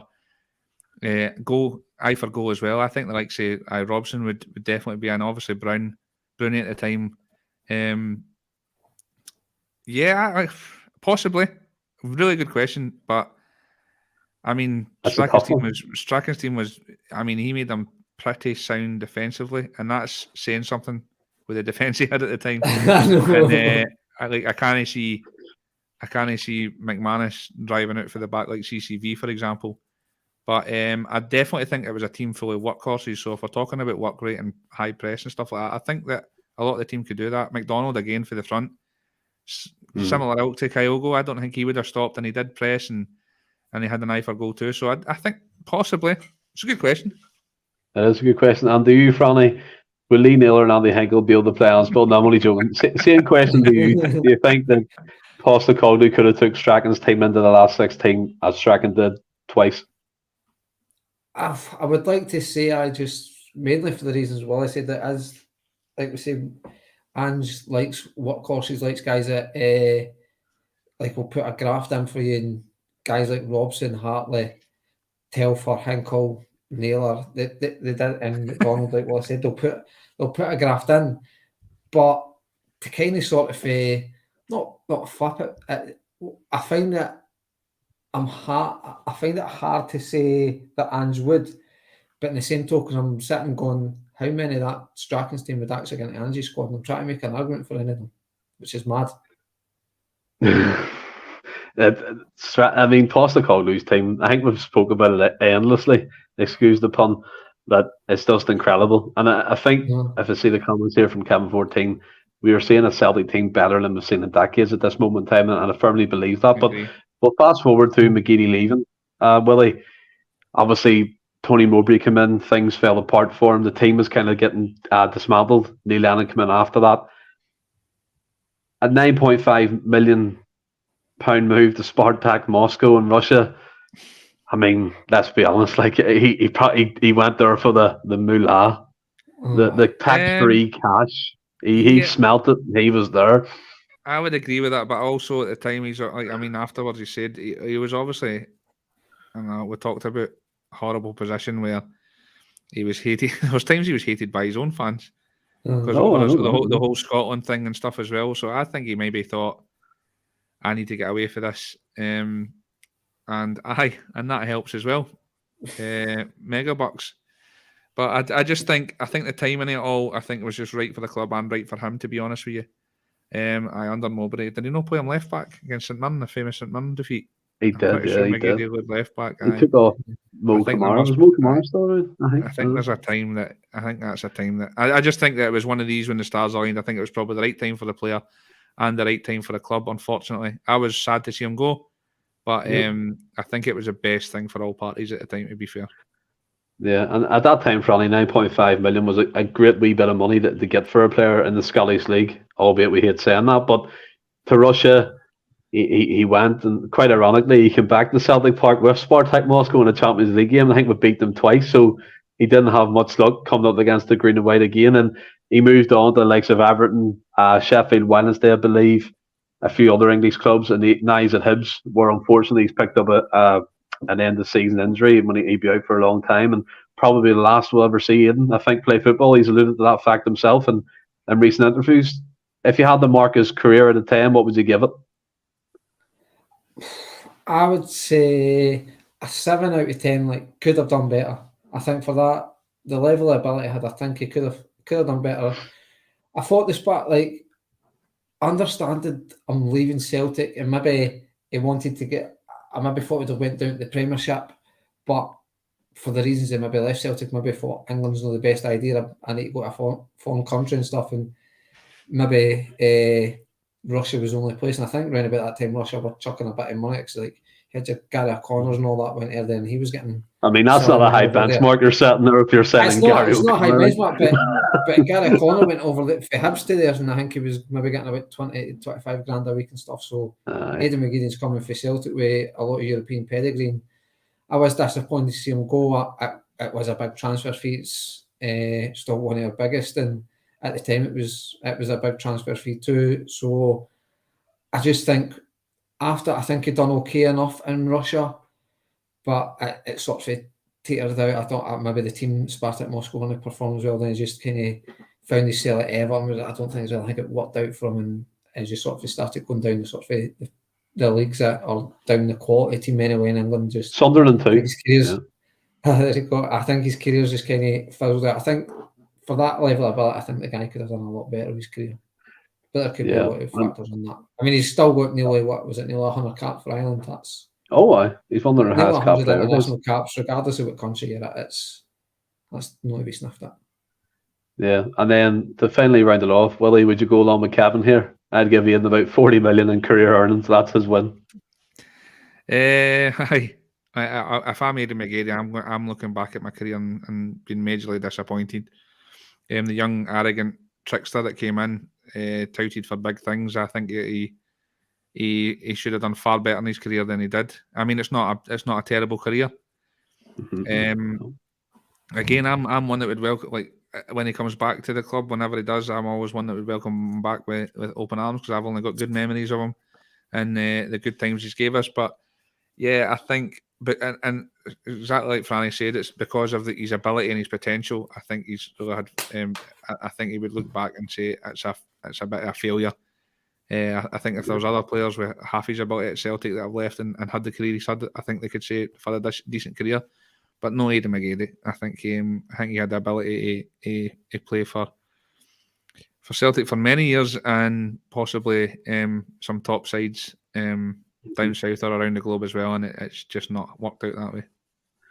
It's just how it goes when you smell the tax-free cash of Russian football, boys. But we'll move on from Aidan McGeady. I mean, much loved former player of Celtic Football Club. Pick a number. We've still 3 players to talk about, lads. It's been great. Hope you aren't too tired here. Pick a number between 1 to 3. Willie, since we'll have to be backwards here and do it from 1 to 3. Go ahead. Let's go 2 then, right in the middle. 2. Now this is going to be quite a one to do here for obvious reasons, but it's the late great Liam Miller, and that iconic goal he scored against Lyon in the Champions League. What a player he could have turned out to be. Coming to yourself first, Franny, here about Liam Miller. Obviously, it's hard to speak about because unfortunately he's passed on and stuff, but we have to appreciate him as a player and appreciate what a young talent he was for Celtic at that time. And I think he burst onto the scene around about 2001, I believe, when Martin O'Neill was first there. What was your first impressions of a young Liam Miller, Franny? It was definitely a player I got excited about and stuff. It was, you always kind of want to see the youth come through, and you tend to give them a wee bit of breathing space, give them more time and things like that. But it was certainly, he really looked at a proper player. He was so comfortable on the ball, bags of energy. You could just tell he was. I think you could tell the guy was a proper player. Like, he would have. It's easy to say it now that, like, obviously you don't know because obviously the guy sadly passed away. But I think he was a guy that would have went to the top in the game and stuff, and excuse me, had a really good career out it. And that goal against Lyon, he was absolutely brilliant that game. And I think it was about 20 odd passes, wasn't it, before it led to him heading it in and stuff. But Liam Miller, I thought he was a guy that would have really went places in the game. Yeah, I mean, as a young Irish man, I mean, we spoke about McGeady and stuff there. What age was I in 2000? So I would have been 6. And me and my granddad used to go to a gilly club called St. Endless. If anyone's watching from there, big shout out to you. And we used to sit and watch this big screen. My granddad used to have a wee shandy with his brother Michael. And you would get excited. I mean, I remember the players coming on. A wee guy appeared, Liam Miller, unbelievable. And you're like, wow, he's from Ireland, so to speak. And great talent. And I'm just looking here at the notes I took, and on the Celtic wiki page, it had like a wee pun, and it was like Miller time. It was like a beer advertisement back in the day, but the Celtic fans used to chant it for him to come on. What was your kind of early memories of a young Liam Miller? Yeah, again, super exciting, dynamic midfielder. Loved to get forward and get goals, and the youth. It just shows you the youth at the time and previously. We've had some players come through. Great youth academy. I really excited that goal as well. He burst onto the scene, Micah Richards style, and proper dynamic midfielder, and he was a joy to watch. It's just a shame that we didn't get to see a bit more of him. But this one's a bit different for me because of where he went. It's not like he's went off to a lesser club, so to speak, to try and progress or make money. It's difficult to say no when a team like that come calling. I think there's a few clubs you can maybe make exceptions for in a case for leaving, and certainly the club we're going to speak about probably fits in that category. Obviously fits in that category, and I think Liam Miller, Franny, took it to the not the lower level, but the extreme level of going to a club and kind of dwindling down instead of a player leaving for a lesser club, which Willie alluded to. But just to talk about some of the times you were with us, European football goals, like Leon and Anderlecht he scored against, didn't he? Mhm. He scored in the Champions League campaign. He also played in a game against Rangers, which won 1-0, I think 2003 time, with the likes of Maloney and stuff like that. And could you see like him being not levels above, but could you see the level? I mean, to get a club like Manchester United interested in you, could you see early on that he was the guy who was going to make that next step pretty quickly? I thought I wouldn't maybe say to a Man United, but you could certainly see the boy had a good chance of making it in the game and stuff, and probably could have carved out a really good career. To say that he would maybe was a level above everybody, I wouldn't go as far to say that at the time. I mean, he obviously came in with Mark Neal, then obviously. I mean, like, could you see him going up levels? That's what I meant. Not like he was a level above the current crop of players. You could see if his head was in the right place, that he could make it in the game and stuff. Like, obviously, he had that sort of natural ability that we said. He was really always comfortable on the ball, good range of passing, an eye for goal, playing errors and things like that. So you could definitely see that the guy could carve out a good career and stuff. And like you say, like I think it was that Kev that actually said that apparently Celtic offered him 15, they went to Man United for 16. I know money, like if that's true, the money jump's not that high, but how many times has Man United got to come calling it? It's one of them.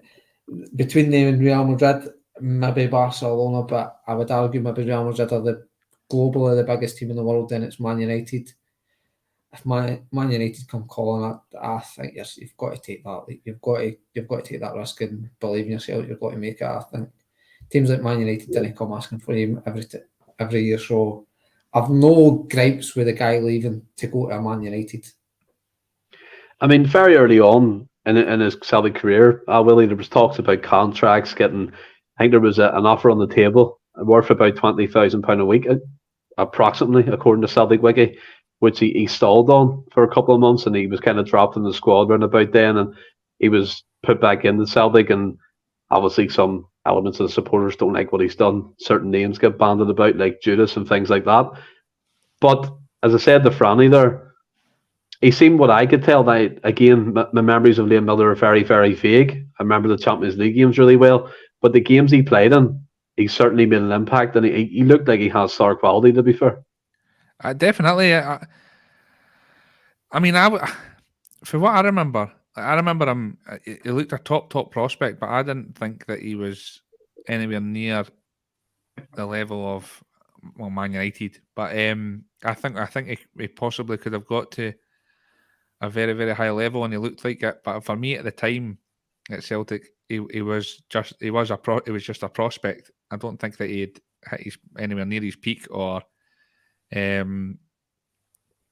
but he did look a very, very talented footballer. But I totally agree with Pranny, and I'm one. I've said it all this podcast. I've said that every podcast going, that you like, if you didn't want to be here, leave and all the rest of it. But I've not got that ill feeling with Miller, because, like Franny said, it's no often a club like that comes calling. And I always remember a Michael Owen interview where when he left for Real Madrid, and he didn't want to go. He was loving it.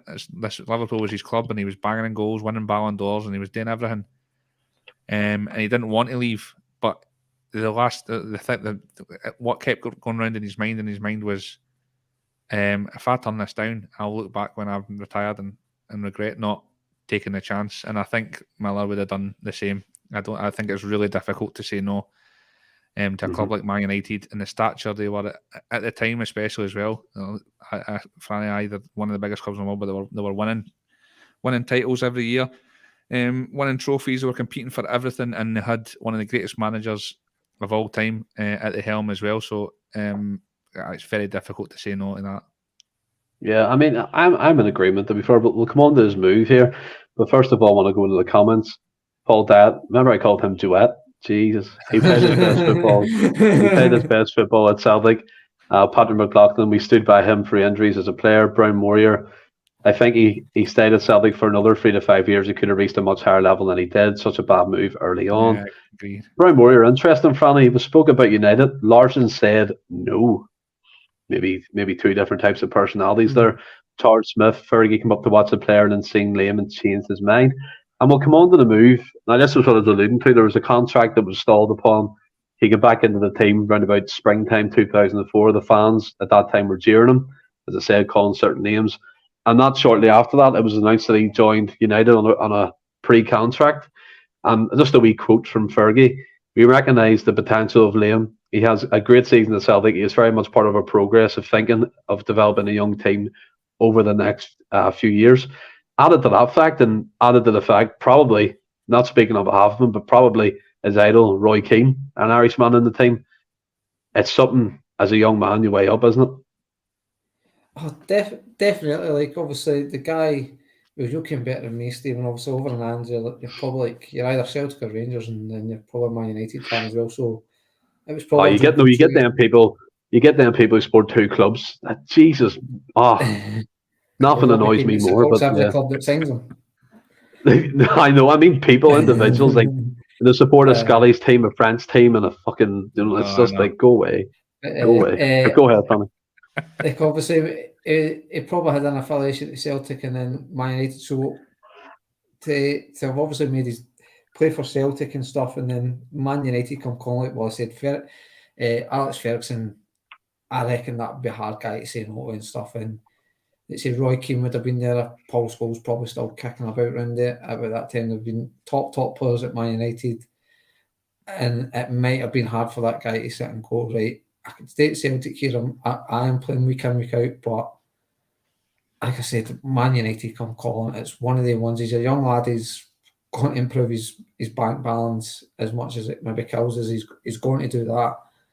And then to work under Alex Ferguson, the top players that will be at Man United, the top coaches and things like that, he probably thought that was maybe, would it have been better for his career? Probably not. I think he's probably should have stayed around about Celtic. But at the same time, it's one of them. I think it's a move that 9 out of 10 guys have got to make. Yeah, I mean, to look at it as well, Willie, like just to kind of round up Liam Miller here, he actually spent a bit of time under his management, Roy Keane's management at Sunderland. It started quite well, but injury again took hold. Yeah. Went to QPR, was released at the end of that season. International career going down to Swanee. He joined Hibs, funny enough, like McGeady has. Right. And I think he ended up at Cork City in Ireland to round off his career. But is it just a case of maybe United too early, too much pressure, kind of ruined his career? So, like, trying to meet them expectations? Yeah, I would say so. I think it was probably a bit early, but like we said, you can't really say no. I think the ideal scenario would have been to sign, but then maybe come back to us on loan for a season or two to continue his progression. But it's difficult. You can't say no. And like I talked about Roberts going back to Man City earlier, but I just think Man United are different. I think that they've given chances to the likes of Dan Fletcher and all the rest of it. It's not big money signings.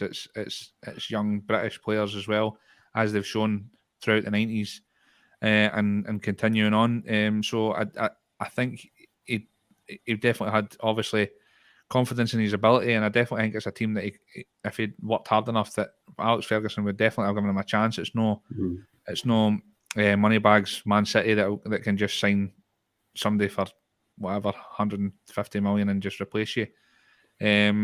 So I definitely think that it was a move, and he obviously had confidence in ability that he could break into the squad.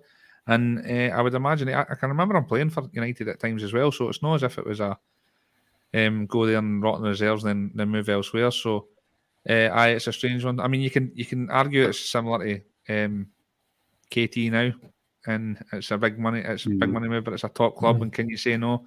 And obviously KT's having a bit of a tough time now, but we could be having this conversation about him in a few years' time. But again, it's another one where it's like it's difficult to say no, and also adding into that when the KT situations, the boards, because the money's so good, it's kind of pushing you in that direction as well. But Liam Miller, God rest his soul, top talent, and I've got no qualms with him moving away. I don't like to hear all this Judas stuff and that. I think sometimes fans get a bit heated in the moment, and it's difficult to, and the emotions run. But he was a top prospect when he came through, but I do think the move was probably just too early for him. I mean, Big Red comes in to kind of round it off here. No one should be staying at any club. Clubs won't stay with you. Ask Paddy Curran. He never asked to leave, but Manchester United wasn't making of him. He's still Celtic mad. They sold him. Yeah, it kind of sums it up. And as I said, everyone who's listening at the start, kind of hard to talk about due to circumstances. He's unfortunately passed away, and if anyone's listening who knows him or was friends with him, our thoughts and prayers are with you guys and his family and the wider footballer circle. But guys, we'll go on to the final two here. It's been a great chat so far. People still getting involved, which is great to see. So now we have 2 players left. So, Franny, 1 or 2? He's got 1 again. Let's not go mental. I'll go 1 again. Oh, God. Right, here he comes. Big Odsonne Edouard. Now, this should be a quite a good talking point.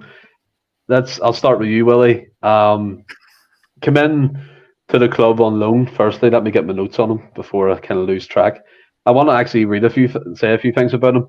When he was with PSG, he won an award, which is Best Player in Academy, which has only been won by the likes of Kingsley Coman, Mbappe. He scored over 80 goals, breaking records in their youth competitions, got nicknames like The Rocket and Magic Godson.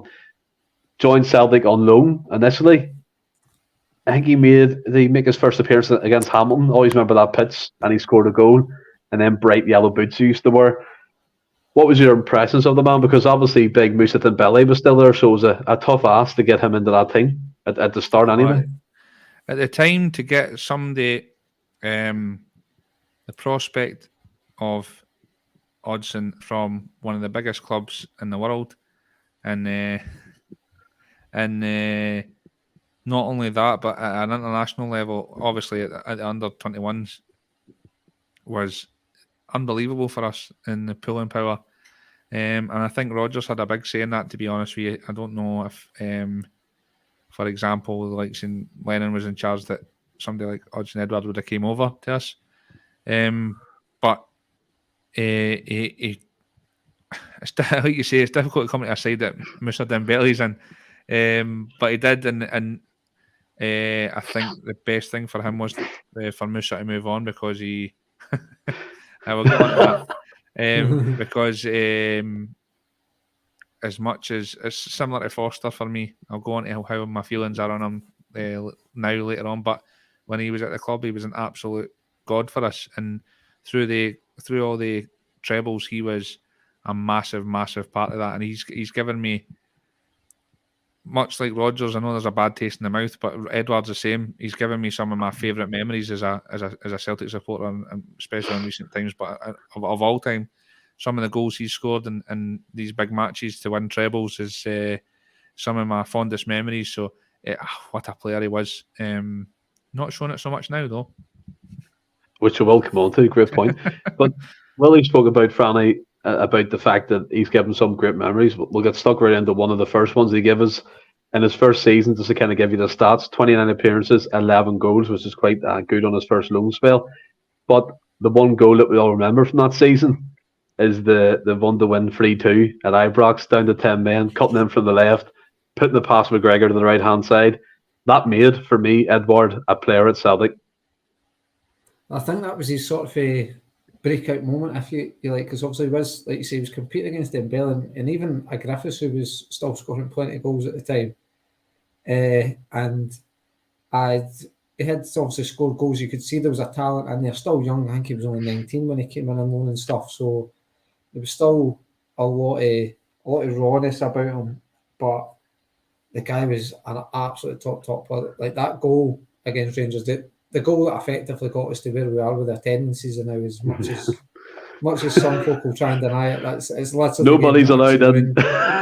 It's listed the game that we got banned after from, and yeah, you get that great moment as well where we went down to 10 men and Rodgers is getting all this with the fingers in that, and Murty's whistling and that, and it just showed the different class and level in managing things. And Edward for me was an absolute baller. Like what a striker this guy was. When he was on it, he was absolutely Look how perky Franny is. I'm loving it. Honestly, I think Edward, like I would probably hit Dembele for Edward if I'm honest. Really? I think it was probably. Edward is superb, and yeah. I really did rate the guy. Was disappointed when he left, but understood. I think it was probably, I would say it was a season too late. But then if you actually look at that season where he stayed, I think he scored 25 goals or something in that COVID season. So it's one of the ones, did they really down tools, or I don't know, but I do think he should have left a season before he'd actually did, and maybe gave us a chance. Wally always says it, with like resting on our laurels. He's touched on that season plenty of times. I think we did, as much as we kept your IRs, your Edwards and stuff, and reinvested it in guys like Ayeti and Shane Duffy and things. It was, I think on paper it was probably our best transfer window in memory, but by God, it was a disaster. Turned into a disaster. But Edward, I think, is an absolute super talent. And what a player was. As much as I would probably say Dembele is better, I would take Edward in this Ange team before Dembele. I get your thinking on that one, but just to come to the comments, John Duncan's come in. Now, John, I agree with you on some things, but I think you've got the fishing rod out here just a wee bit. I don't want to bite tonight. But Patrick McLaughlin, he comes in. He never got going until the winter break in that first loan season. I mind he tore a hole out of hearts at Celtic Park in a midweek game. Charles Smith, just think he was better than he was. If he was on it, we could win the game. If not, waste of time. I think, to be fair, like Willie, that's general consensus among the Celtic support that he could switch it on and he was magical at some points. And just to touch upon it just briefly, remember at the start of his second season and pre-season, they were toying with the two up front with Eddie and Dembele. And before Dembele left, how frightening would that have been if that actually happened? Scary thought. I think Edward was good enough technically. He could have played in number 10 or and he did. He played him out left sometimes as well. So, I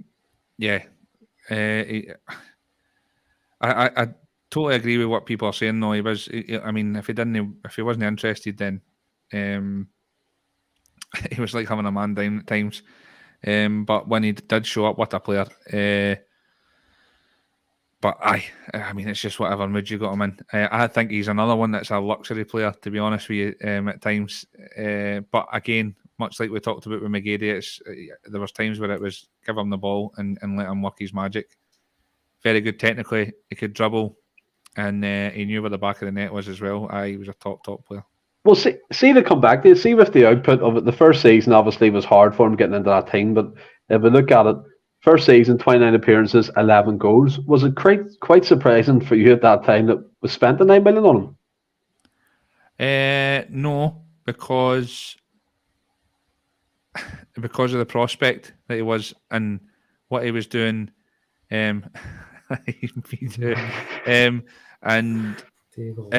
of what he was like, it's not just what he was doing with us, but the prospect, like, and the selling value. Like, we knew that he was going to go for big bucks eventually. What he was doing at international level at the under-21s and stuff like that as well. So I wasn't surprised to see us shell out the money, no, and especially with Dembele was gone as well. So we definitely needed somebody to fill that void, and by God did he do that. He did it in spade loads, to be fair to him, when he was with us. And Franny, he started the next season on fire, kind of taking the mantelpiece away from Dembele at that time. And the first game, I think it was the Glasgow Derby game against Rangers at home, he scored twice. And I look at these games and always think to myself that the likes of Alfredo Morelos hasn't scored in ever many games, and he's getting compared to our strikers, saying that he's better or he's on par with these guys. But we have strikers that turn up and deliver on the big stage, and definitely in these games, Edwards seemed to have fun. I think it was just the nature of the guy. He had that sort of style, how he played a bit like Berbatov, looked like he didn't do a lot of work, looked lazy and stuff, but it was just the way the guy played. And I think the big games, Edward, as much as he was a top player, no, I wish I was a Premier. It's a travel lodge. On our services too. At our services, we got a shop with fucking £2 for a bar of chocolate. It's Edward. It almost felt like he was a bit like a TV when the big games were on the TV cameras there. That's when I think you got the proper Edward. He knew when the eyes of the world were on him and stuff. Like the European games, the Rangers games, it was always brilliant. But sometimes maybe against your Hamiltons, your Ross Counties away from home, I think he felt maybe he was a wee bit above that. I think he maybe thought he was a wee bit above that, and maybe thought to himself, "What the hell am I doing here?" But the guy, I do think the boy was a top player, but it was more. I did get the feeling sometimes he just turned up when the TV cameras were on. Yeah, his laziness was called out very early on, Billy, and I don't know if before I come on to it, Mark Kearney comes in. Edward in his first season, I think his goals versus Liam, where to go, got him the contract. His second was great, his third was frustrating. I think he was a decent signing, and nothing more. There's a few people that thinking as well. John Duncan, Edward put lots of weight on and became lazy. When he first came, he was slim and fast. He puts lots of weight on and becomes lazy. Paul Dad said, "Do you for any Barlini?" I don't think so. I mean, he snuck in a phone or whatever. But do you remember Charlie Nicholas? Willie called him out about his lazy celebrations, and Eddie replied to him going, "I celebrate my goals how I want. If you don't like it, that's not my problem." And I think, to be fair to Edward, it was frustrating to see that he a bit nonchalant, as kind of galloping around the pitch, not really pressing with any fears. But what you can say, like when he had the ball at his feet, 9 times out of 10, you're expecting something to happen, because whether it would be finishing an opportunity or coming deep from the edge of the box, taking a few players on and finishing the bottom corners or top bins, he was really effective when he was on his game and firing, wasn't he? Aye, definitely. Of course he was. I mean, like I said, all the trebles, he was a massive part of that. And the goal in the Sevco game as well, when we went down to 10, was just magic. I think that was a turning point for him in his career at Celtic. But he's, I think that, I think that people feel like that. See, when he was at Celtic and he was firing, nobody would, and it doesn't matter how lazy he looked or how he was sauntering about. We loved him. We absolutely. Yeah, I remember people saying he's the best striker we've had since Henrik and all that at the time.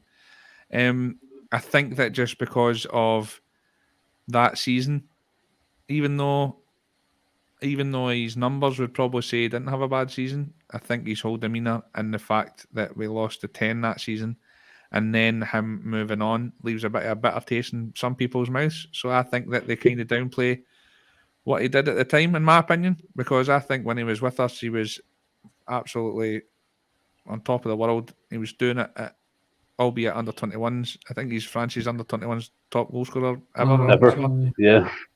So he was a top talent, and I would definitely agree that he's one of the best strikers we've had in the last recent memory, anyway. And like I said, he's that the Scottish Cup final where I know one was a penalty, but against Hearts, so he gets in behind and kind of scoops in the top corner and wins us another trophy. I mean, if that's Henrik Larsson, you're waxing lyrical about him. I just think that the way his final season, how the season turned out for the team, I think if we won the league that year and they moved on, I don't think anybody would have an issue.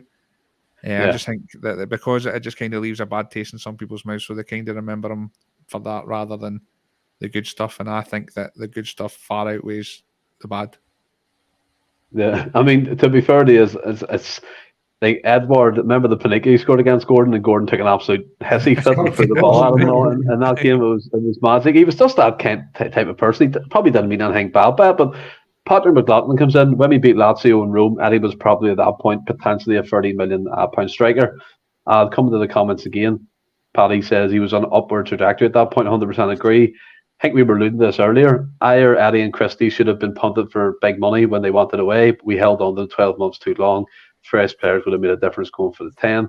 McGrandon comes in again to finally get that headboard and star plan. Do we know what a star plan is?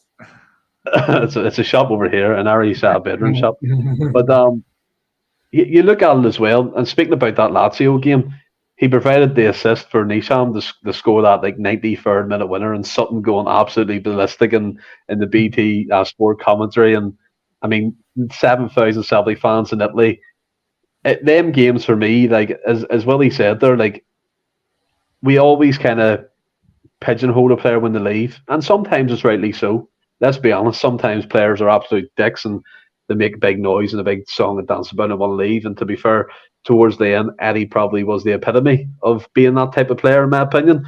But just in this current stage, like against Lazio and doing that for Nicham and then his wee chip as well over the goalkeeper, it was just fantastic play. And I mean, you had the likes of Edouard, Nicham, and at that time, Julian, the French connection. It worked out well to a point for Celtic, didn't it? It certainly did. I think the three of them obviously were key players. Like in Cham as well. And Cham is another one on his day. He could absolutely control a game, I think. But the days were very, very few and far between at times. It was maybe one good game and about 3 bad games for Cham. But again, it was another really good player. That's a guy that maybe could have made this list when you actually think about it. Yeah, he could have. He could have. But Edward, he was properly that season on top his game, and as a catch-22 one, as much as maybe you didn't want to be a Selling Cup Celtic or still a Selling Cup to an extent and things, and you do sometimes you're stuck between a rock and a hard place of keeping your best players but then selling them at the premium, the optimum time, so to speak, and maybe that was just I think hindsight's a wonderful thing. I think, and I agree, right? But see, at the time, if we sold Edward when everybody's saying we should have sold him, every one of the people that are saying that would have been right at the board giving it. You can't believe you're selling our best players. I don't agree. Fuck off. I do. Going for the 10, 100%. I don't think Lenny. For the 10, you sell your star striker. You don't think there would be uproar. Lenny's not getting away with that. The board would be getting pelters. I think though it's a two-way street in this one, Willie. To be fair, there were signs that towards the end of that season, Eddie wanted to leave. You could kind of tell a wee bit, and there was noise and obviously the media and stuff. But coming from Eddie's agent, and he was always being interviewed about where he wants to go next, and I think it was prominent that he wanted to go, but Neil Lennon kind of put a hard one on that and said no. And I think if we had sold these guys before hindsight again, Willie, I totally agree. Recouping that transfer money, I mean, to be fair, to trust Lenny to spend it, we probably would have ended up with like fucking Peter Crouch up front out of retirement. But it's one of them things. I do get what you're saying, but at the same time, I'm kind of like, would they really though? Big Red comes in. There's no way Ans would let them slack Ledbiowski, 110%. And just a quick fire to yourself, Willie. Saying it, there's Kaiser coming in. Face it, lads, Eddie was a banger. He chucked it, cost us, went away, ball bag. Pretty good summary there, Kaiser. Pretty hard. But coming to yourself, would he get in this Ans team over Kyogo? No, just because of the style. I think they're similar. You think so? Nah. I just think that I think there would definitely be a place for him in the squad, but I just think the style and the way Ange plays, I'm not so sure that Edward would fit that, to be honest with you. I think Edward liked more to come short rather than Kyogo presses. He was a great link-up player, wasn't he? He was great at the old 1-2s coming from deep and that. Right. And saying to yourself, Franny, just quick fire, instead of Kyogo, what you saying? Yes, but it might be the detriment to the team. I'll be honest with you. When you look at like what I said, I think I've said that before. I think our team is Kyogo's perfect for our team. Similar to how Maeda's perfect for our team, but I just think the ability, Edward, I'd be putting him in for. Not to say that Kaga's not got ability, but I would probably put Edward in for it. But it might be at the detriment of the team. There's no doubt in his quality. And kind of summing up, Odsonne Edouard, he moved to Crystal Palace for reportedly £18 million, started well, scoring goals, but fell quickly out of favour. The likes of, was it, I can't remember the name of the striker now, that's escaped me. Shit. But he fell out of favour with Vieira. Now he's sacked. Big Roy's back in. Where do you think he goes from? Where do you think he goes from here, Willie? Do you think he has a career still in the English Premier League, or is it off ski to France or Bundesliga? Yeah, I hate to say it, but I think it might be a downward spiral for here. He's definitely not got. What's that? Aye, I agreed, mate. Totally agree. Well, he's not really. He showed glimpses. What he did with us at Palace when he first came in. But he's not really. He's not showing it since, and he's not setting the world alight. So I think that because of that, his value is definitely decreasing, and the people that are looking at him as the standards maybe not as big either. Unfortunately, at this moment in time, I think that if he does go anywhere, I don't think it'll be going upwards. I think it would be a step backwards. Yeah, I can see him making the move to like a mid-table French club. Aye. Or like a Mans in Germany or something like that. It's one of these things. I mean, he's made that list for that reason. He kind of went at the first time of asking, failed at Crystal Palace so far. Maybe it's down to styles of manager. Maybe Roy Hodgson, the tactical genius at 75 years old, can come into Crystal Palace and rejuvenate the team. We'll never know. But we'll move on to the next player, the last player. I'm sure some of you are glad to hear that, but I've been quite enjoying this show. And it is the man himself, Gary Hooper, number 88. What a number to pick. And after that moan, by the way, I'm coming straight to you, Willie. And you're like, no! Fucking broke my heart. To be fair, you love Gary Hooper. You always talk about him when you can. And to all of us love Gary Hooper. Just give you the perspective here. Signed from Scunthorpe for £2.4 million in July 2010. Was the Championship's top goal scorer. Before that, fighting it out with the likes of Andy Carroll, who went on to somehow better career, but playing for England and stuff like that, which baffles me. Gary Hooper's come in, 22-year-old, £2.4 million from Scunthorpe. At that time, though, were you a wee bit underwhelmed to hearing a Scunthorpe striker coming, or did you know about Gary Hooper back then? No, I didn't know about him at all. I wouldn't say underwhelmed, just a bit like Ange coming in, to be fair. It was a bit of the unknown. But when he came in, geez, oh man. There's only, Alice's camera must be broke. there's only two players that I can remember that have left us that has absolutely broke my heart, and Gary Hooper was one of them. We talked about Paddy Roberts earlier, and if he stayed, could he have become a legend? And I disagreed with that. I think Gary Hooper could have. I think he could have broke every goal scoring record going at Celtic if he stayed, because he was absolutely electric, scored every type of goal, and he was a proper old-fashioned penalty box striker as well. And at the time, just the variety of goals he scored, and he could just nip in and get a goal for anywhere. And I think we lacked that for a long time at Celtic. Even across the city, they had the likes of Boyd and stuff like that. And I obviously can't stand Chris Boyd, but like a poacher, just somebody that would be in the box scoring goals. I thought we were really lacking that, and then Hooper brought that and more. I mean, the goal where he sits Davy Weir in his arse and then slots in the bottom corner is unbelievable. Me personally, I thought he was at the time. Honestly, I just loved everything about the guy. Absolutely broke my heart when he left. He scored like 80 odd goals in 120 games or something. Incredible record. Yeah. I honestly think if he stayed, he would have surpassed Hartson, and I think if he stayed long enough, he could have surpassed Larsson's goal scoring record. I honestly think he was that good. A finisher. I just think it was just goals. Yeah, I mean, see, to be fair to you, Willie, like, it must be contagious. And the comments just really kicked off there. I want to go back to some of them. Plunge McNugget, Super Hooper, Brown Warrior, Penalty Box Striker, Lethal in capital letters to emphasise that point. Kaiser, Hooper, great player. Let the English pour poison in his ear. There's England call a few if you're in the Premiership, got him out of Celtic, and he faded the obscurity after that, like the rest. Again, that's quite relatable, what we're going to speak about. Charles Smith, we all loved Hooper, just come up here and battered the goals in. Patrick McLaughlin scored in the Champions League, and then that was the question to yourself there. And you look at it, Scott Howe as well, loved Hooper.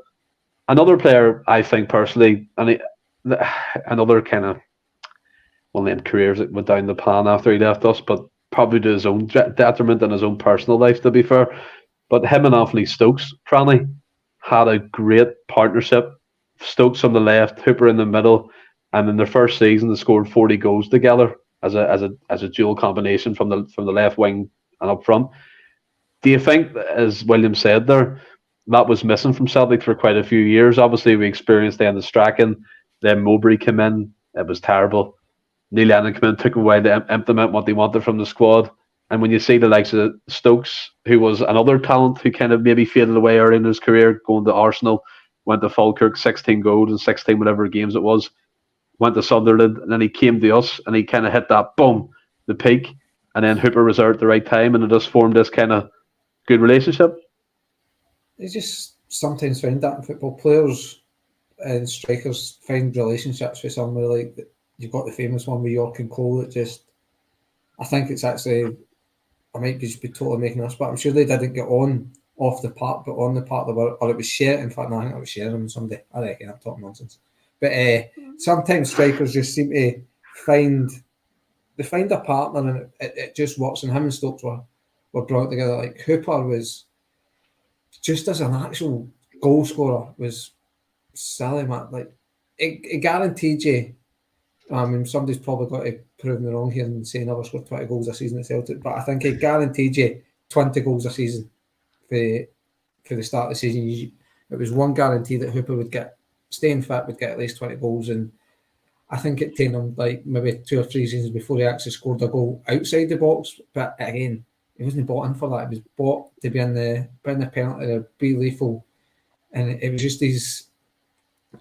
his touches, his awareness where he needed to be. I was something, well, never knew anything about the guy. Obviously, you look at his scoring record, he's coming a bit of pedigree, but can he step up to a club like Celtic? And by God, it did. I think for me, Dembele or Edward come into the equation for best striker, but goal scorer, nobody's touching him since Larson. Like I think for a goal scorer, Edward and Dembele and that are just no getting near Hooper. I think he was absolutely superb at just banging the goals in, like somebody said earlier. He came up here, scored goals, and left. But I do agree with what Wally said. I think if he did stick around, he would have went on to score a silly amount, I think. By the way, see that question about him being the best since Larson? I thought that meant at the time. All right. Aye. Like now I would say like Dembele probably out some for me, but at the time when he was in, 100%. Easy. I remember when we signed Hooper from the Championship, and again it was the season, as I said, he was fighting it out with Andy Carroll, and Carroll somehow ended up at Liverpool from Newcastle that season as well. 35 million quid, and we signed the top goal scorer in that league from Scunthorpe for 2.5. It's magic to me how English football works. I don't know if they have a specific type of player profile they were looking at back then, but Jesus me, Carroll was honking in my opinion. Very early on, I mean, again, I want to watch your head explode here, Willie, because I don't know if you've seen it, so you can see the comments as well here, but Patrick McLaughlin, Hooper interchanging with Kyogo, Jadon and Hatate would be a dream. What would you say about that? Unbelievable. See, this is what like Franny said it there about him, like, and I said that penalty box striker. See, fucking biggest pet hates. See, and obviously you want your striker to stretch lines and move and stuff like that as well. But see when, see if a winger's attacking and the striker comes out and fucking overlaps him or whatever, like get in the box. You're there to score goals. That's why I love Kyogo as well. You never see him. He's always hitting that front post. If that ball's out wide, he's in the position, hitting the front post or on the 6-yard box or waiting for the ball to come in. And that was Gary Hooper all over. if Gary Hooper played in this team, now, again, I'm not so sure Ange would fancy him just because of the work rate and all the rest of it. But if it was just purely for him to be in there scoring goals with the chances we create, my God, the amount of goals he would score this season would be unbelievable. Yeah, Neil Lennon very early on said he's been one of his best signings in so many ways. I think what gets underlooked by Hooper, I was when I was reading up on him and stuff. Alistair Jack, well, he's spunking over that foot, boys. He definitely is. But I think that very early on, what we noticed as well was, like I said, with Stokes, Ronnie, his link-up play. He wasn't just a poacher. He could come outside the box, he could spread a pass, he could control it, he could whip it anywhere, to be honest, with both feet. And another couple of stats for people who are listening and watching. He scored the last ever Celtic goal versus the old Rangers. I found that interesting. And he's scored 4 and 5 goals in one match against Rafe Rovers and Hearts, respectively, in terms of the clubs. That, to me, Franny, if he had stayed, and could you imagine the chances the Rodgers team would have created, Anne's team would have created for him? You're talking, 150 plus goals if he had stayed on.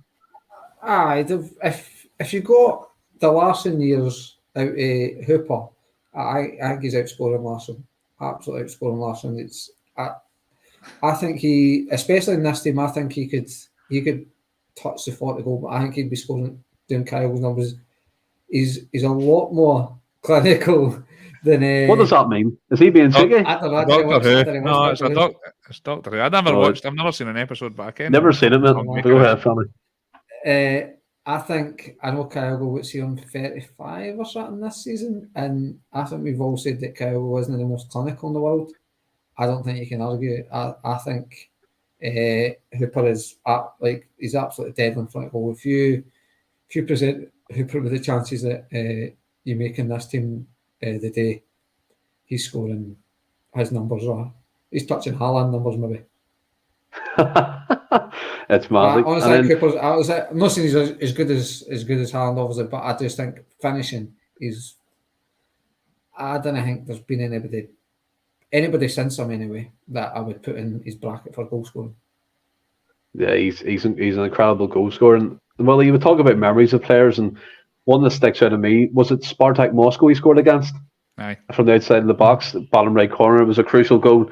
The Davy Weir one where he sat him on his arse and he scored 2 in the Scottish Cup final in 2013. What's your favourite memories of Gary Hooper? You love the fella, and rightly so. The comments blew up when we mentioned him, but what's something you remember most of all from his time at Celtic? The moments, but it's just his goal scoring ability. By the way, Monty, my favourite doctor's Dr. Joe, just for no idea. Even Steve is no good. Dr. Joe English had that. I know, but my mind's going overtime here thinking what Monty man. Is it because of the Buddha behind me? I don't. That Buddha's just there. I just absolutely idolised the guy. I don't know. You just get an affinity with certain players and just fall in love, much like I'm doing with certain players in this team. It was just his absolute clinical nature, and you said he scored every type of goal. I like the fact that he was fairly quick as well, quicker than people think. But he was a stocky wee so-and-so too, and he could put himself about, which I liked as well. Just a top player, honestly. There was, like I said, there's only 2 in recent memory. Even when Larsson left, just because I knew it was coming and because of the calibre of player he was and he deserved to go, I wasn't as, obviously I was upset, but it wasn't like a sudden dagger to the heart like Hooper. But there's only 2 players that have done it to me in recent memory, and he was one of them. I was honestly absolutely heartbroken, especially because it's no, like you talked about Liam Miller earlier. If it was a Man United or an Arsenal or something coming in for Hooper, then you could be like, you know what's unfair enough. But it's because of where he went to as well. I was like, come on, mate. There's a lot of love in the comments for Lee Griffiths, and again, there's no doubt Lee Griffiths was a quality striker, but one season, 40 goals, and it was just the old quote, fit and fair, and Lee Griffiths will be smashing. His career went down the tubes as well, due to certain things, but he's playing over in Australia now in the 2nd division with his mate, so hopefully he recoups and gets a couple of goals for them. But they kind of rounded off, Franny. I was reading, obviously, when I was doing research, about just different times of Hooper's career. And towards the end, there was kind of an over-reliance on Gary Hooper to score the goals for Celtic. I mean, beside the likes of Lassad, Brodziak, the Polish guy, Miku, they all failed. So to carry the amount of goals that he did over the 3 seasons or 3.5 seasons he was with us, like Willie said, goal scoring wise, reliability, barely ever injured, could do anything with the ball. I thought, for me, complete striker, and he really served his time well at Celtic. I think, like Wally said, it was like 8 odd goals in 120 games. If you're getting that for $2.5 million, that's money well spent. It's money well spent. The guy, like I said, guaranteed you 20 goals a season. There's no enough credit I can give Hooper. To be fair to the guy, I could say that. Say that a lot, because if Hooper had the mindset as well that the guy we're talking about, but I kind of a wee bit of me understood maybe Hooper gone down to him. I think maybe he was a similar one, if similar sort of mindset to Foster, how he went down there to try and give himself a chance of getting an England squad. But do you think at the time he was with us? Do you think at the time he was with us, he should have got an England Cup? Really? I mean, Rooney was about winning it. It's hard. Rooney was there. Did Rooney not drop deeper around about that time? I'm not sure. I think Rooney was still maybe playing as a striker then. Then who else would have been? Darren Bent struggled to get into that team. Defoe might have been kicking up with the problem with it. So it's one of them. These guys were doing it in the Premiership. I don't know. I would maybe obviously put a bit more friendlies in, but what's the point of getting a friendly if you're never really going to get called up when it matters? I don't think. Just thinking try to think off the top of my head, like guys that might have been about then. Like I say, I kind of think by Rooney. If Rooney, I think would have still been England's main striker, then you're not getting anywhere near that. I don't care how good Gary Hooper was, you're not getting near that. Well, what about you, Willie? I think it's an argument you could have. I know what Franny's saying, Rooney, different level and all that, world class and stuff, but do you think he could have maybe got 1 or 2 here and there? I think it's difficult, to be fair, the calibre, and again, the English ignorance. But the team, I mean, like Robbie Fowler only got a handful of caps for England. I know there was a much better calibre of player back then, but for some reason, there's just certain they've got an abundance of talent. I think it would have been tough for him. That's why I don't understand the move as well. That's what hurts me more, because I think if you're really honest with yourself, I don't think he's going to get near that squad, to be honest. So, that's what hurts more about his move, to be honest with you. I mean, let's tie up his move. He moved on to Norwich for £5 million, played a good couple of games, but injuries took a toll. Played for the likes of Wellington Phoenix in Australia, Kerala Blaster in India, and now he plays with Gulf United in Dubai's second tier, Willie. Kind of points it all, doesn't it? That team, didn't look at that team. I didn't want to. There's a whole lot of clubs. I've narrowed down to 3. I'm not reading the list of clubs. There's been quite a lot. Lennon signed them again for that, like I say, but I don't know if he even played. Nah, I don't think he did. Lenny got sacked like two weeks after he joined. So I know Adam Matthews plays there, and he's quite content and stuff. But do you think like that kind of downward spiral kind of stemmed from Celtic, Willie? What? Sorry, that for Hooper. So yeah, going from Norwich to Gulf United in Dubai. Do you think that's kind of? It seems to be like a common thing. Players just seem to bomb 9 times out of 10. Yeah, I mean, like I say, I think he's chasing something. I think Hooper was chasing something that was never going to be achievable, to be honest, and that's what I think hurts me more. I reckon if you had him sitting here in the podcast tonight and asked him, I think he would probably regret that move, to be fair. Although saying that, at the time, I don't think he had played. He was lower leagues, so he probably grew up in England, dreaming about playing in the English Premier League. So I can't blame him for like that side of things. I think it's different with the likes of players that don't come from the country that move on. But he's obviously grown up aspirations of playing FA Cups and English Premier Leagues, and That's I don't think it's just the England cap. I think that's that side of things as well. And we've seen it with other players that you can go down to teams that are in the lower half of the league and end up making a decent career. Like Van Dijk's and Wanyamas and all the rest of it. I've went on to bigger clubs. So I can understand why, but I reckon if he looks back now, he'll probably regret moving on, as many others. By the way, I want to say, you said about him taking the mantle of goals. I think that's a bit unfair because we had the likes of Commons. But what I mean, striker-wise, no, I hear you. The main striker position, that's all I meant. But yeah, Commons, Samras, they were great goal scorers in their time. Commons got over 35 goals in one season. But guys, that brings us to the end of the Grass Isn't Always Greener podcast. Have you enjoyed it? I have, mate. We could have probably thrown about another 10 players and chatted away, but no, I did really enjoyed that looking back, although I'm away to greet in my pilly now thinking about Gary Hooper leaving us again. I knew that one would talk, Willie. It's actually good that one fell last, Millie. No, true, actually. His whole moral as well on through the roof there, like Eddie done his last season at Celtic. But I do want to say thank you for everyone who stuck with us in the comments. You generated some great debate and great questions for us to answer, and hope you enjoyed it. To be fair, it's just something we kind of thought of to come up with players who, a wee list of players who we thought kind of messed up their careers after leaving Celtic Football Club. We will be back Friday again with our usual podcast. I think it's myself, Franny and Ross. So that's to look forward to. Get a couple of drinks in and chill out with us and have a laugh and bring your Friday night in. And until then, stay well and keep safe. Hail, hail.